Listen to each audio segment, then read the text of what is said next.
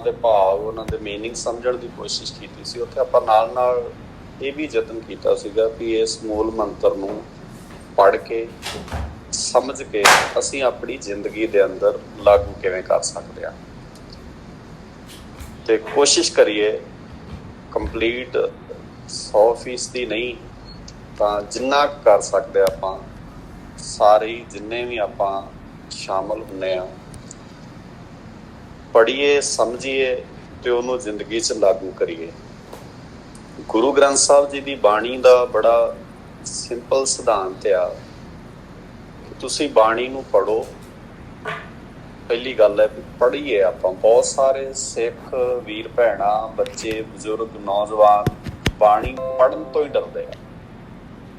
ਉਹਦੇ 'ਚ ਇੱਕ ਡਰ ਏਦਾਂ ਦਾ ਪਾਇਆ ਹੋਇਆ ਵੀ ਬਾਣੀ ਪੜ੍ਹਦੇ ਆ ਜੇ ਕਿਤੇ ਸਾਡੇ ਤੋਂ ਕੋਈ ਗਲਤੀ ਹੋ ਜਾਏ ਤੇ ਉਹਦਾ ਪਾਪ ਲੱਗਦਾ ਆ। ਹੁਣ ਇਹ ਸੁਭਾਵਿਕ ਗੱਲ ਆ ਵੀ ਬਾਣੀ ਪੜ੍ਹਦੇ ਆ ਕੋਈ ਪਾਪੀ ਕਿਉਂ ਬਣੂਗਾ? ਜੇ ਬਾਣੀ ਪੜ੍ਹਨ ਨਾਲ ਔਰ ਉਹਦੀ ਗਲਤੀ ਹੋ ਜਾਣ ਨਾਲ ਪਾਪ ਲੱਗਣਾ ਆ ਤਾਂ ਫਿਰ ਆਪਾਂ ਕੋਸ਼ਿਸ਼ ਕਰਾਂਗੇ ਵੀ ਜੇ ਮੈਂ ਪੁੰਨ ਨਹੀਂ ਕਰ ਸਕਦਾ ਤਾਂ ਘੱਟੋ ਘੱਟ ਪਾਪ ਤੇ ਨਾ ਕਰਾਂ। ਇਹ ਗੱਲ ਧਰਮ ਦੀ ਦੁਨੀਆ ਦੇ ਵਿੱਚ ਉਹਨਾਂ ਧਾਰਮਿਕ ਲੋਕਾਂ ਵੱਲੋਂ ਪ੍ਰਚਾਰ ਦਿੱਤੀ ਗਈ ਜਿਹੜੇ ਧਾਰਮਿਕ ਲੋਕ ਨਹੀਂ ਚਾਹੁੰਦੇ ਸਨ ਕਿ ਧਰਮ ਦੀ ਗੱਲ ਹਰ ਇੱਕ ਨੂੰ ਸਮਝ ਆਵੇ, ਜਾਂ ਇਹਨੂੰ ਸੌਖੇ ਸ਼ਬਦਾਂ 'ਚ ਇੱਦਾਂ ਕਹਿ ਲਓ ਵੀ ਜਿਹੜੇ ਲੋਕ ਇਹ ਚਾਹੁੰਦੇ ਸੀ ਕਿ ਧਰਮ ਤੇ ਸਾਡਾ ਕਬਜ਼ਾ ਰਵੇ ਤੇ ਧਰਮ ਦੀ ਡੈਫੀਨੇਸ਼ਨ, ਧਰਮ ਦੀ ਪਰਿਭਾਸ਼ਾ, ਧਰਮ ਦੇ ਖਿਆਲ ਅਸੀਂ ਉਹ ਦਈਏ ਜਿਹੜੇ ਅਸੀਂ ਲੋਕਾਂ ਨੂੰ ਦੇਣੇ ਚਾਹੁੰਦੇ ਜਾਂ ਜਿਹਦੇ ਨਾਲ ਸਾਡਾ ਫਾਇਦਾ ਹੋਣ ਵਾਲਾ। ਤਾਂ ਉਹਦੇ 'ਚ ਇੱਕ ਗੱਲ ਇਹ ਪ੍ਰਚਲਿਤ ਹੋ ਗਈ ਵੀ ਬਾਣੀ ਪੜ੍ਹਦੇ ਹਾਂ ਜੇ ਗਲਤੀ ਹੋਏਗੀ ਤਾਂ ਉਹਦੀ ਸਜ਼ਾ ਜਿਹੜੀ ਹੈ ਜਾਂ ਉਹਦਾ ਪਾਪ ਲੱਗੂਗਾ ਸਾਨੂੰ। ਸੋ ਇਹ ਗੱਲ ਬੜੇ ਧਿਆਨ ਨਾਲ ਮੈਂ ਸਿੰਪਲ ਇੱਕ ਦੋ ਐਗਜ਼ਾਮਪਲ ਵੀ ਦੇ ਦਿੰਦਾ। ਜਿਵੇਂ ਬੱਚਾ ਜਦੋਂ ਬੋਲਣਾ ਸ਼ੁਰੂ ਕਰਦਾ ਆ ਤਾਂ ਉਹ ਪਹਿਲੇ ਸ਼ਬਦ ਉਹਦੇ ਪ੍ਰੋਪਰ ਨਹੀਂ ਹੁੰਦੇ। ਉਹ ਕਈ ਵਾਰ ਪਾਣੀ ਨੂੰ ਮਾਣੀ ਬੋਲਦਾ ਆ, ਰੋਟੀ ਨੂੰ ਉਹ ਤੋਤੀ ਕਹਿੰਦਾ ਹੈ। ਪਰ ਜਦੋਂ ਇਹ ਸ਼ਬਦ ਬੋਲਦਾ ਆ ਤਾਂ ਉਹਦੇ ਜਿਹੜੇ ਪੇਰੈਂਟਸ ਆ, ਮਾਪੇ ਆ, ਉਹਨੂੰ ਇਹ ਨਹੀਂ ਕਹਿੰਦੇ ਵੀ ਤੂੰ ਰੋਟੀ ਦਾ ਨਾਮ ਵਿਗਾੜ ਰਿਹਾ ਹੈ ਜਾਂ ਤੂੰ ਗਲਤ, ਸਗੋਂ ਉਹ ਪਿਆਰ ਕਰਦੇ ਆ ਕਿ ਸਾਡੇ ਬੱਚੇ ਨੇ ਕੋਈ ਸ਼ਬਦ ਬੋਲੇ ਨੇ। ਮੱਥਾ ਚੁੰਮਦੀ ਹੈ ਮਾਂ ਉਹਦੀ, ਪਿਤਾ ਗੱਲ ਨਾਲ ਲਾਉਂਦਾ ਆ। ਸੋ ਅਸੀਂ ਗੁਰੂ ਸਾਹਿਬ ਜੀ ਨੂੰ ਵੀ ਮਾਤ ਪਿਤਾ ਮੰਨਦੇ ਆ। ਮੇਰਾ ਮਾਤ ਪਿਤਾ ਹਰ ਆਇਆ। ਬਾਣੀ ਨੂੰ ਅਸੀਂ ਮਾਤਾ ਪਿਤਾ ਦਾ ਦਰਜਾ ਦਿੰਦੇ ਆ। ਤੇ ਜੇ ਅਸੀਂ ਸ਼ਬਦ ਬੋਲਦੇ ਹਾਂ ਸਾਡੇ ਤੋਂ ਇਹ ਕੋਈ ਗਰੰਟੀ ਨਹੀਂ ਹੈ ਵੀ ਜਿੰਨੇ ਆਪਾਂ ਸਾਰੇ ਪੜ੍ਹ ਰਹੇ ਹਾਂ, ਸੁਣ ਰਹੇ ਹਾਂ ਤੇ ਇਹਨਾਂ 'ਚ ਮੈਂ ਦਾਅਵਾ ਕਰਾਂ ਵੀ ਮੈਂ ਤੁਹਾਨੂੰ ਇਹਦੇ ਅਰਥ ਸਮਝਾ ਰਿਹਾ ਤੇ ਮੇਰੇ ਤੋਂ ਕੋਈ ਗਲਤੀ ਨਹੀਂ ਹੋਏਗੀ। ਫਿਰ ਤੇ ਕੰਪਲੀਟ ਹੋ ਗਿਆ ਨਾ। ਆਪਾਂ ਗਲਤੀ ਮੇਰੇ ਕੋਲੋਂ ਵੀ ਹੋ ਸਕਦੀ। ਜਿਹੜੇ ਬੰਦੇ ਬਾਣੀ ਪੜ੍ਹਦੇ ਆ ਜਿਨ੍ਹਾਂ ਨੂੰ 30-30, 40-40 ਸਾਲ ਹੋ ਗਏ ਆ ਉਹ ਵੀ ਗਲਤੀ ਕਰ ਸਕਦੇ। ਸੋ ਗਲਤੀ ਤੇ ਗੁਨਾਹ ਇਹ ਵੀ ਦੋ ਚੀਜ਼ਾਂ ਨੇ, ਇਹਨਾਂ ਨੂੰ ਸਮਝਣ ਦੀ ਲੋੜ ਆ। ਖੈਰ ਇਹਦੇ ਮੈਂ ਬਹੁਤਾ ਡਿਟੇਲਸ ਨਹੀਂ ਜਾਂਦਾ। ਗਲਤੀ ਕੋਈ ਐਡੀ ਵੱਡੀ ਖਤਰਨਾਕ ਚੀਜ਼ ਨਹੀਂ ਹੁੰਦੀ। ਗਲਤੀ ਦਾ ਸੁਧਾਰ ਵੀ ਹੋ ਜਾਂਦਾ ਤੇ ਗਲਤੀ ਕਰਨ ਵਾਲੇ ਗਲਤੀ ਨੂੰ ਸੁਧਾਰ ਵੀ ਲੈਂਦੇ ਆ ਤੇ ਉੱਥੇ ਤੋਂ ਸਬਕ ਵੀ ਸਿੱਖ ਲੈਂਦੇ। ਪਰ ਜਿਹੜੇ ਗੁਨਾਹ ਕਰਦੇ ਆ ਲੋਕ ਉਹ ਬਦਲਦੇ ਨਹੀਂ ਆ, ਉਹ ਚੇਂਜ ਨਹੀਂ ਕਰਦੇ ਆਪਣੇ ਆਪ।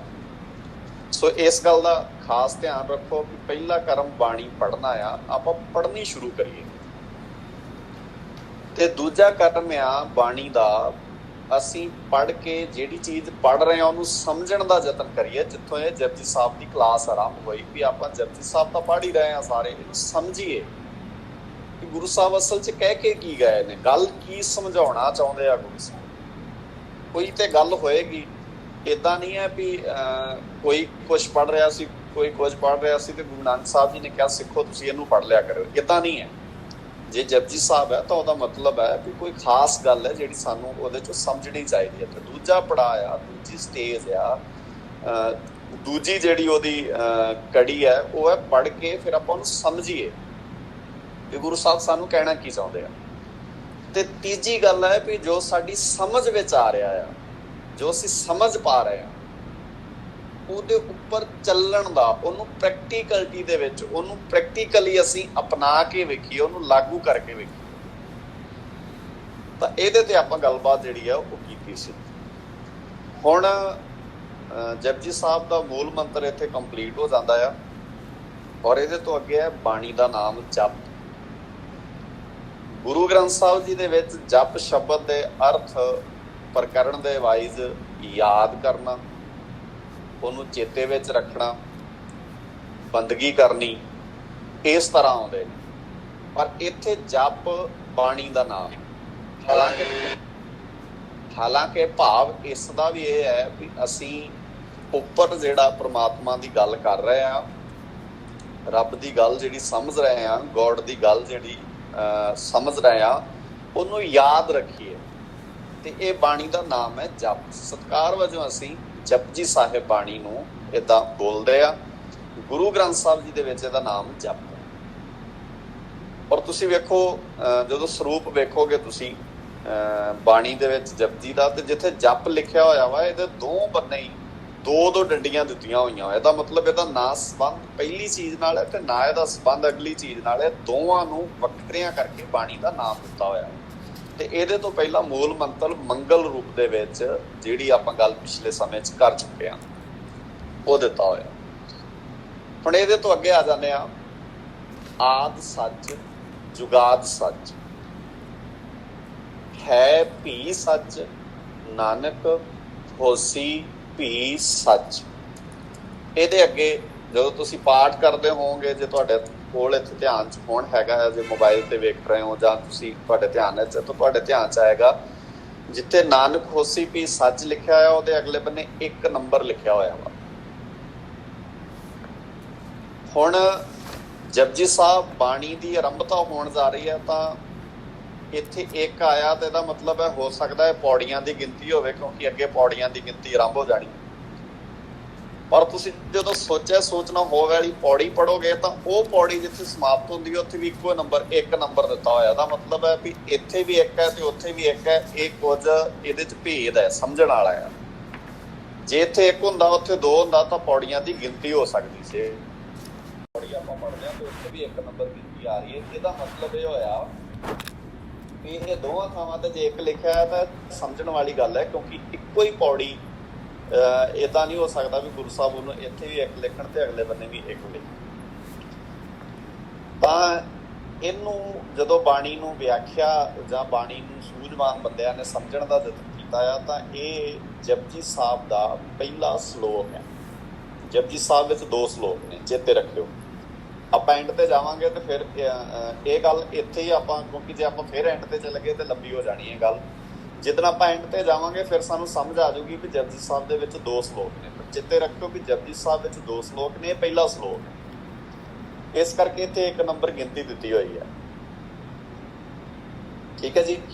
ਹੁਣ ਵੇਖੋ, ਆਦ ਸੱਚ ਗੱਲ ਚੱਲ ਰਹੀ ਸੀ ਪਰਮਾਤਮਾ ਦੀ, ਰੱਬ ਦੀ, ਅਕਾਲ ਪੁਰਖ ਵਾਹਿਗੁਰੂ ਦੀ, ਗੋਡ ਦੀ। ਗੁਰੂ ਨਾਨਕ ਸਾਹਿਬ ਜੀ ਕਹਿ ਰਹੇ ਆ ਵੀ ਜਿਹੜਾ ਜਿਸ ਰੱਬ ਨਾਲ, ਜਿਸ ਪਰਮਾਤਮਾ ਨਾਲ ਮਨੁੱਖ ਨੇ ਜੁੜਨਾ ਆ, ਜਾਂ ਜਿਹਦੀ ਹੋਂਦ ਹਸਤੀ ਸਦੀਵੀ ਹੈ, ਜਿਹਦੇ ਤੇ ਬਚਪਨ ਜਵਾਨੀ ਬੁਢੇਪਾ ਨਹੀਂ ਆਉਂਦਾ, ਜਿਹੜਾ ਸਮੇਂ ਦੇ ਪ੍ਰਭਾਵ ਵਿੱਚ ਨਹੀਂ ਆਉਂਦਾ, ਉਹ ਮੁੱਢ ਤੋਂ ਸੱਚਾ ਆ। ਆਦ ਸੱਚ, ਆਦ ਦਾ ਅਰਥ ਹੁੰਦਾ ਮੁੱਢ, ਸ਼ੁਰੂਆਤ, ਪਹਿਲੇ ਦਿਨ ਤੋਂ ਹੀ।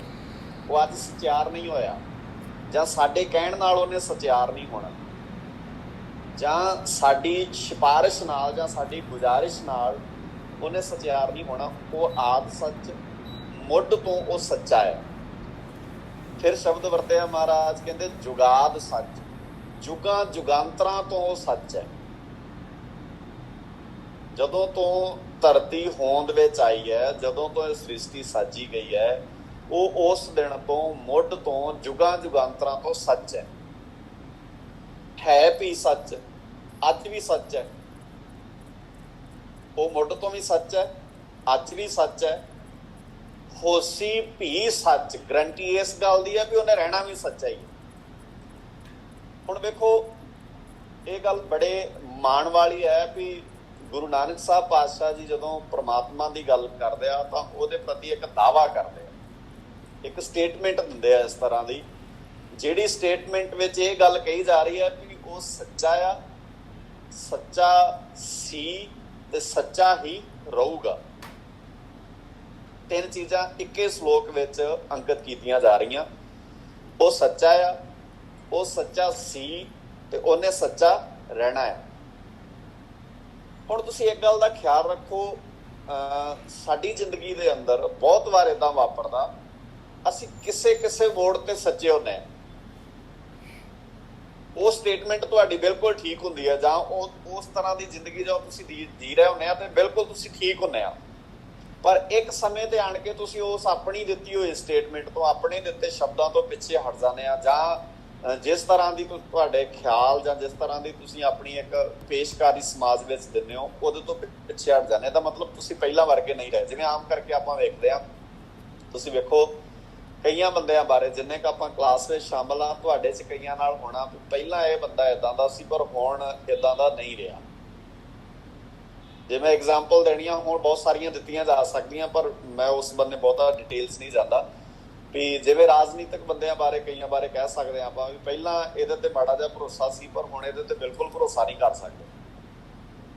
ਜਾਂ ਅਸੀਂ ਆਮ ਕਰਕੇ ਆਪਣੀ ਵਿੱਚ ਜ਼ਿੰਦਗੀ ਜੀ ਰਹੇ ਹਾਂ, ਕਈ ਬੰਦਿਆਂ ਤੇ ਤੁਹਾਨੂੰ ਬਹੁਤ ਭਰੋਸਾ ਹੁੰਦਾ ਪਰ ਵਕਤ ਆਉਂਦਾ ਹੈ ਕੋਈ ਭਰੋਸਾ ਟੁੱਟ ਜਾਂਦਾ ਹੈ ਤੁਹਾਡਾ। ਇਹਦਾ ਮਤਲਬ ਉਹ ਜਿਸ ਤਰ੍ਹਾਂ ਦੀ ਉਹ ਸੱਚਿਆਰਪਨ ਜੀਵਨ ਵਿੱਚ ਆਉਣਾ ਚਾਹੀਦਾ ਸੀ ਉਹ ਸ਼ੁਰੂ ਤਾਂ ਹੋਇਆ ਪਰ ਉਹ ਐਂਡ ਤੱਕ ਨਹੀਂ ਗਿਆ, ਅਖੀਰ ਤੱਕ ਨਹੀਂ ਗਈ ਉਹ ਗੱਲ। ਆਮ ਕਰਕੇ ਹੁੰਦਾ ਕਿਸੇ ਵੀ ਕਾਰਜ ਵਿੱਚ ਜਦੋਂ ਸ਼ੁਰੂ ਕਰਦੇ ਆ ਨਾ ਆਪਾਂ, ਤਾਂ ਬਹੁਤ ਸਾਰੇ ਲੋਕਾਂ 'ਚ ਉਤਸ਼ਾਹ ਹੁੰਦਾ ਹੈ। ਜੇ ਆਪਾਂ ਮਤਲਬ ਕਿਸੇ ਵੀ ਥਾਂ ਤੇ, ਜੇ ਅੱਜ ਦੀ ਕਲਾਸ ਦੀ ਗੱਲ ਹੀ ਕਰਨੀ ਹੋਵੇ ਤਾਂ ਮੈਨੂੰ ਲੱਗਦਾ ਵੀ ਜਿਵੇਂ ਸਾਰਿਆਂ 'ਚ ਨਹੀਂ ਮੈਂ ਕਹਿ ਰਿਹਾ ਪਰ ਕੁਝ ਥੋੜਾ ਜਿਹਾ ਪਿਛਲੀ ਵਾਰ ਨਾਲੋਂ ਚੱਲਦੇ ਆ, ਕੋਈ ਨਹੀਂ ਅਜੇ 2-4 ਮਿੰਟ ਹੋ ਹੀ ਜਾਣੀ ਹੈ ਆਰਾਮ। ਸੋ ਆਪਾਂ ਖਾਸ ਕਰਕੇ ਇੰਡੀਅਨ ਲੋਕ ਆ ਜਿਹੜੇ, ਉਹ ਆਪਾਂ ਏਦਾਂ ਬਹੁਤ ਕਰਦੇ ਆ, ਕੋਈ ਨਹੀਂ ਅਜੇ ਸ਼ੁਰੂ ਨਹੀਂ ਹੋਈ ਹੋਣੀ। ਅੱਛਾ, ਏਦਾਂ ਕਰਦਿਆਂ ਵੇਖੋ ਆਪਾਂ 8-5 ਤੇ ਸ਼ੁਰੂ ਕੀਤੀ ਤੇ ਹੁਣ ਕਈਆਂ ਦੇ ਜੇਨ ਵਿੱਚ ਸ਼ੁਰੂ ਤਾਂ 8-5 ਤੇ ਹੁੰਦੀ ਹੈ, ਚਲੋ 3 ਤੇ ਜਾਵਾਂਗੇ ਆਪਾਂ।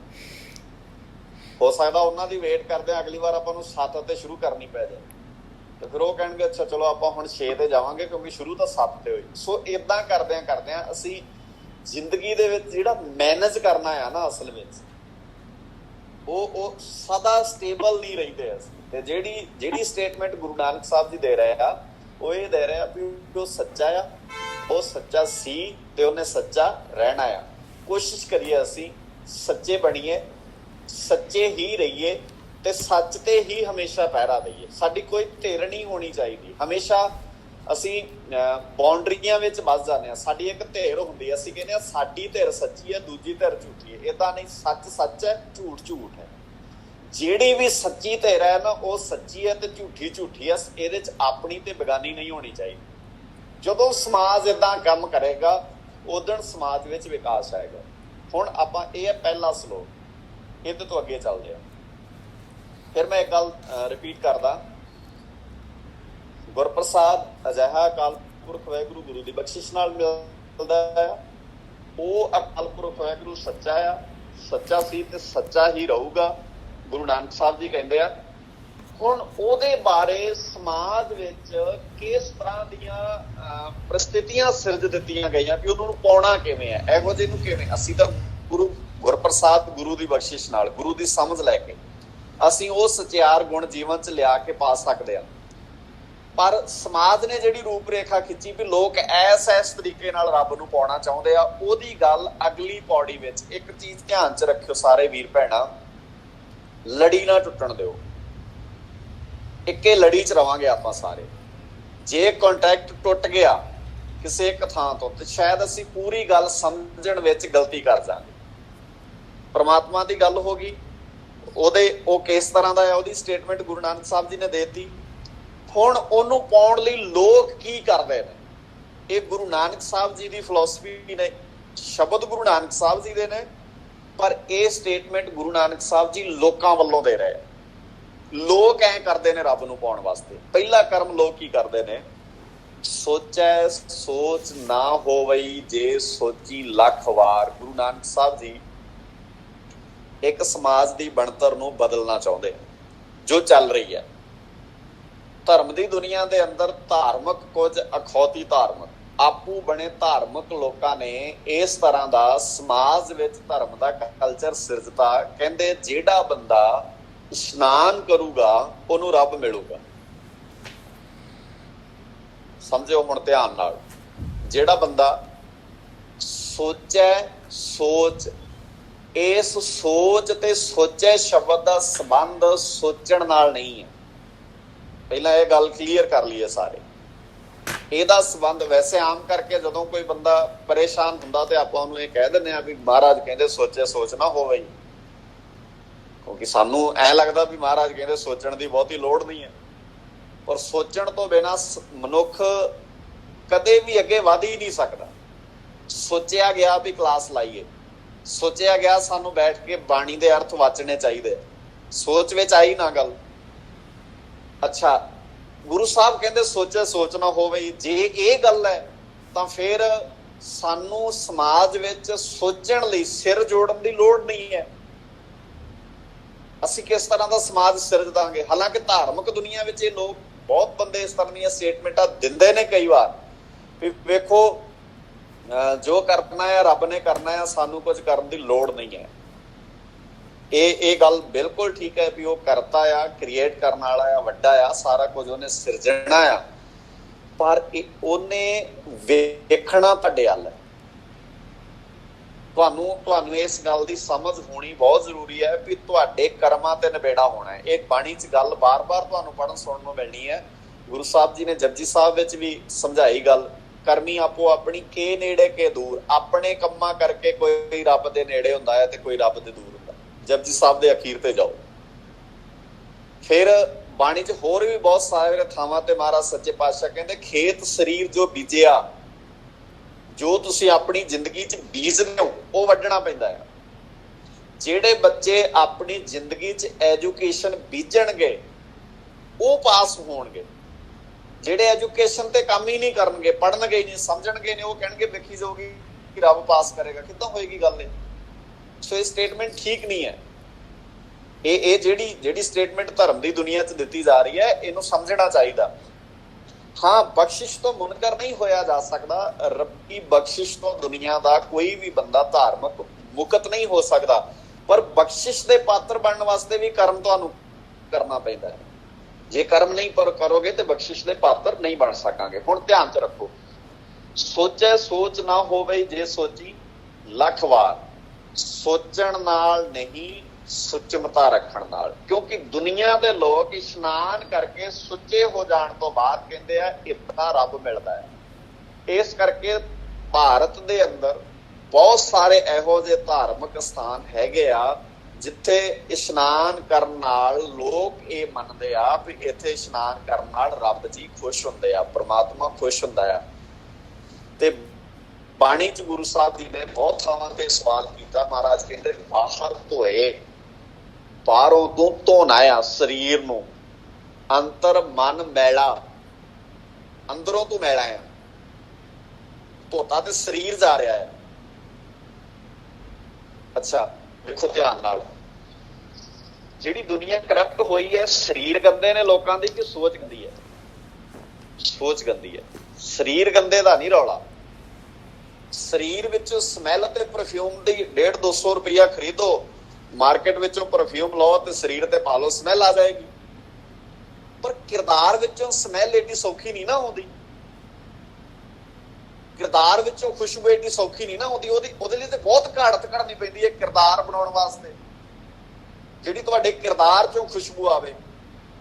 ਮੈਂ ਬੜੀ ਵਾਰ ਐਗਜ਼ਾਮਪਲ ਦਿੰਦਾ ਹੁੰਦਾ ਵੀ ਤੁਸੀਂ ਜਦੋਂ ਪਿੱਛੇ ਚਲੇ ਜਾਂਦੇ ਆ, ਸਾਡੇ ਬਜ਼ੁਰਗਾਂ ਦੀਆਂ ਪੱਗਾਂ ਟੇਢੀਆਂ, ਕੱਪੜੇ ਬੜੇ ਸਿੰਪਲ ਜੇ, ਕੋਈ ਬ੍ਰਾਂਡਡ ਕੱਪੜੇ ਨਹੀਂ ਸੀ ਸਾਡੇ ਬਜ਼ੁਰਗ ਪਾਉਂਦੇ, ਪਰ ਉਹਨਾਂ ਦੇ ਕਿਰਦਾਰ ਕਿੱਡੇ ਕਮਾਲ ਦੇ ਨੇ। ਕਿਆ ਖੂਬਸੂਰਤ ਕਿਰਦਾਰ ਸਿਰਜੇ ਨੇ ਉਹਨਾਂ ਨੇ। ਅੱਜ ਕੱਪੜੇ ਬ੍ਰਾਂਡਡ ਨੇ, ਅੱਜ ਦਸਤਾਰਾਂ ਸੋਹਣੀਆਂ ਨੇ, ਕਈ ਤਰ੍ਹਾਂ ਦੀਆਂ ਖੂਬਸੂਰਤ ਦਸਤਾਰਾਂ ਅਸੀਂ ਸਿਰ ਤੇ ਸਜਾਉਂਦੇ ਆ, ਪਰ ਜਿਹੜਾ ਕਿਰਦਾਰ ਹੈ ਉਹਦੇ ਚ ਤਾਂ ਖੁਸ਼ਬੂ ਨਹੀਂ ਨਾ ਆ ਰਹੀ। ਸੋ ਗੁਰੂ ਸਾਹਿਬ ਜੀ ਕਹਿੰਦੇ ਆ ਵੀ ਇਹ ਕਰਮ ਕੀ ਹੋ ਰਿਹਾ? ਬਾਹਰ ਧੋਏ ਅੰਤਰ ਮਨ ਮੈਲਾ। ਬਾਹਰੋਂ ਧੋਤਾ ਜਾ ਰਿਹਾ ਤੇ ਅੰਦਰ ਮੈਲ ਭਰੀ ਹੋਈ। ਤੇ ਗੁਰੂ ਸਾਹਿਬ ਜੀ ਕਹਿੰਦੇ ਜੇ ਅੰਦਰ ਮਨ ਮੈਲਾ ਆ, ਬਾਹਰੋਂ ਧੋ ਰਿਹਾ ਆ, ਤੇ ਫਿਰ ਚੇਤੇ ਰੱਖੀ ਬਾਹਰ ਧੋਏ ਅੰਤਰ ਮਨ ਮੈਲਾ, ਦੋਏ ਠੌਰ ਆਪਣੇ ਖੋਏ। ਤੇਰਾ ਬਾਹਰੋਂ ਧੋਣ ਦਾ ਵੀ ਕੋਈ ਮਤਲਬ ਨਹੀਂ ਬਣਦਾ। ਦੋਏ ਠੌਰ, ਦੋਏ ਦਾ ਮਤਲਬ ਦੋਵੇਂ ਕੰਮ ਤੇਰੇ, ਕਿਉਂਕਿ ਅੰਦਰੋਂ ਤੇ ਤੂੰ ਹੈਗਾ ਹੀ ਆ ਜਿੱਦਾਂ ਦਾ ਹੈਗਾ, ਪਰ ਤੇਰੇ ਬਾਹਰ ਧੋਣ ਦਾ ਵੀ ਬਹੁਤਾ ਕੋਈ ਫਾਇਦਾ ਨਹੀਂ। ਹੁਣ ਅਗਲੇ ਬੰਨੇ ਉਹਦੇ ਸ਼ਬਦ ਜਦੋਂ ਵਰਤਦੇ ਆ, ਮਹਾਰਾਜ ਕਹਿੰਦੇ ਇਹਾਂ ਕਾਮ, ਕ੍ਰੋਧ, ਲੋਭ, ਮੋਹ ਵਿਆਪਿਆ। ਆ ਵੇਖੋ ਸਰੀਰ ਸਾਫ਼ ਹੋ ਰਿਹਾ ਆ, ਕਾਮ ਜ਼ਿੰਦਗੀ 'ਚ ਉਦਾਂ ਹੀ ਹੈ, ਕ੍ਰੋਧ ਜ਼ਿੰਦਗੀ 'ਚ ਉਦਾਂ ਹੀ ਹੈ, ਲੋਭ ਜ਼ਿੰਦਗੀ 'ਚ ਉਦਾਂ ਹੀ ਹੈ। ਕਾਮ ਕ੍ਰੋਧ ਲੋਭ ਮੋਹ ਵਿਆਪਿਆ ਤੇ ਸਤਿਗੁਰੂ ਜੀ ਕਹਿੰਦੇ ਆਗੇ ਮੁੱਸ ਮੁੱਸ ਰੋਏ। ਜੇ ਜ਼ਿੰਦਗੀ ਦੇ ਅੰਦਰ ਇਹ ਚੀਜ਼ਾਂ ਨਹੀਂ ਖਤਮ ਕੀਤੀਆਂ ਤੇ ਆਉਣ ਵਾਲਾ ਪਲ ਤੇਰਾ ਬੜਾ ਖਤਰਨਾਕ ਹੈ, ਤੈਨੂੰ ਰੋਣਾ ਪੈਣਾ ਹੈ, ਪਛਤਾਉਣਾ ਪੈਣਾ। ਸੋ ਸੋਚੇ ਸੋਚ ਨਾ ਹੋਵਈ, ਜੇ ਸੋਚੀ ਲੱਖ ਵਾਰ। ਭਾਈ ਇੰਜ ਗੱਲ ਨਹੀਂ ਬਣਨੀ। ਜੇ ਸਰੀਰ ਧੋਣ ਨਾਲ ਰੱਬ ਮਿਲਦਾ ਹੁੰਦਾ ਤੇ ਬਾਣੀ 'ਚ ਬਹੁਤ ਥਾਵਾਂ ਤੇ ਮਹਾਰਾਜ ਨੇ ਵਰਤਿਆ। ਮਹਾਰਾਜ ਕਹਿੰਦੇ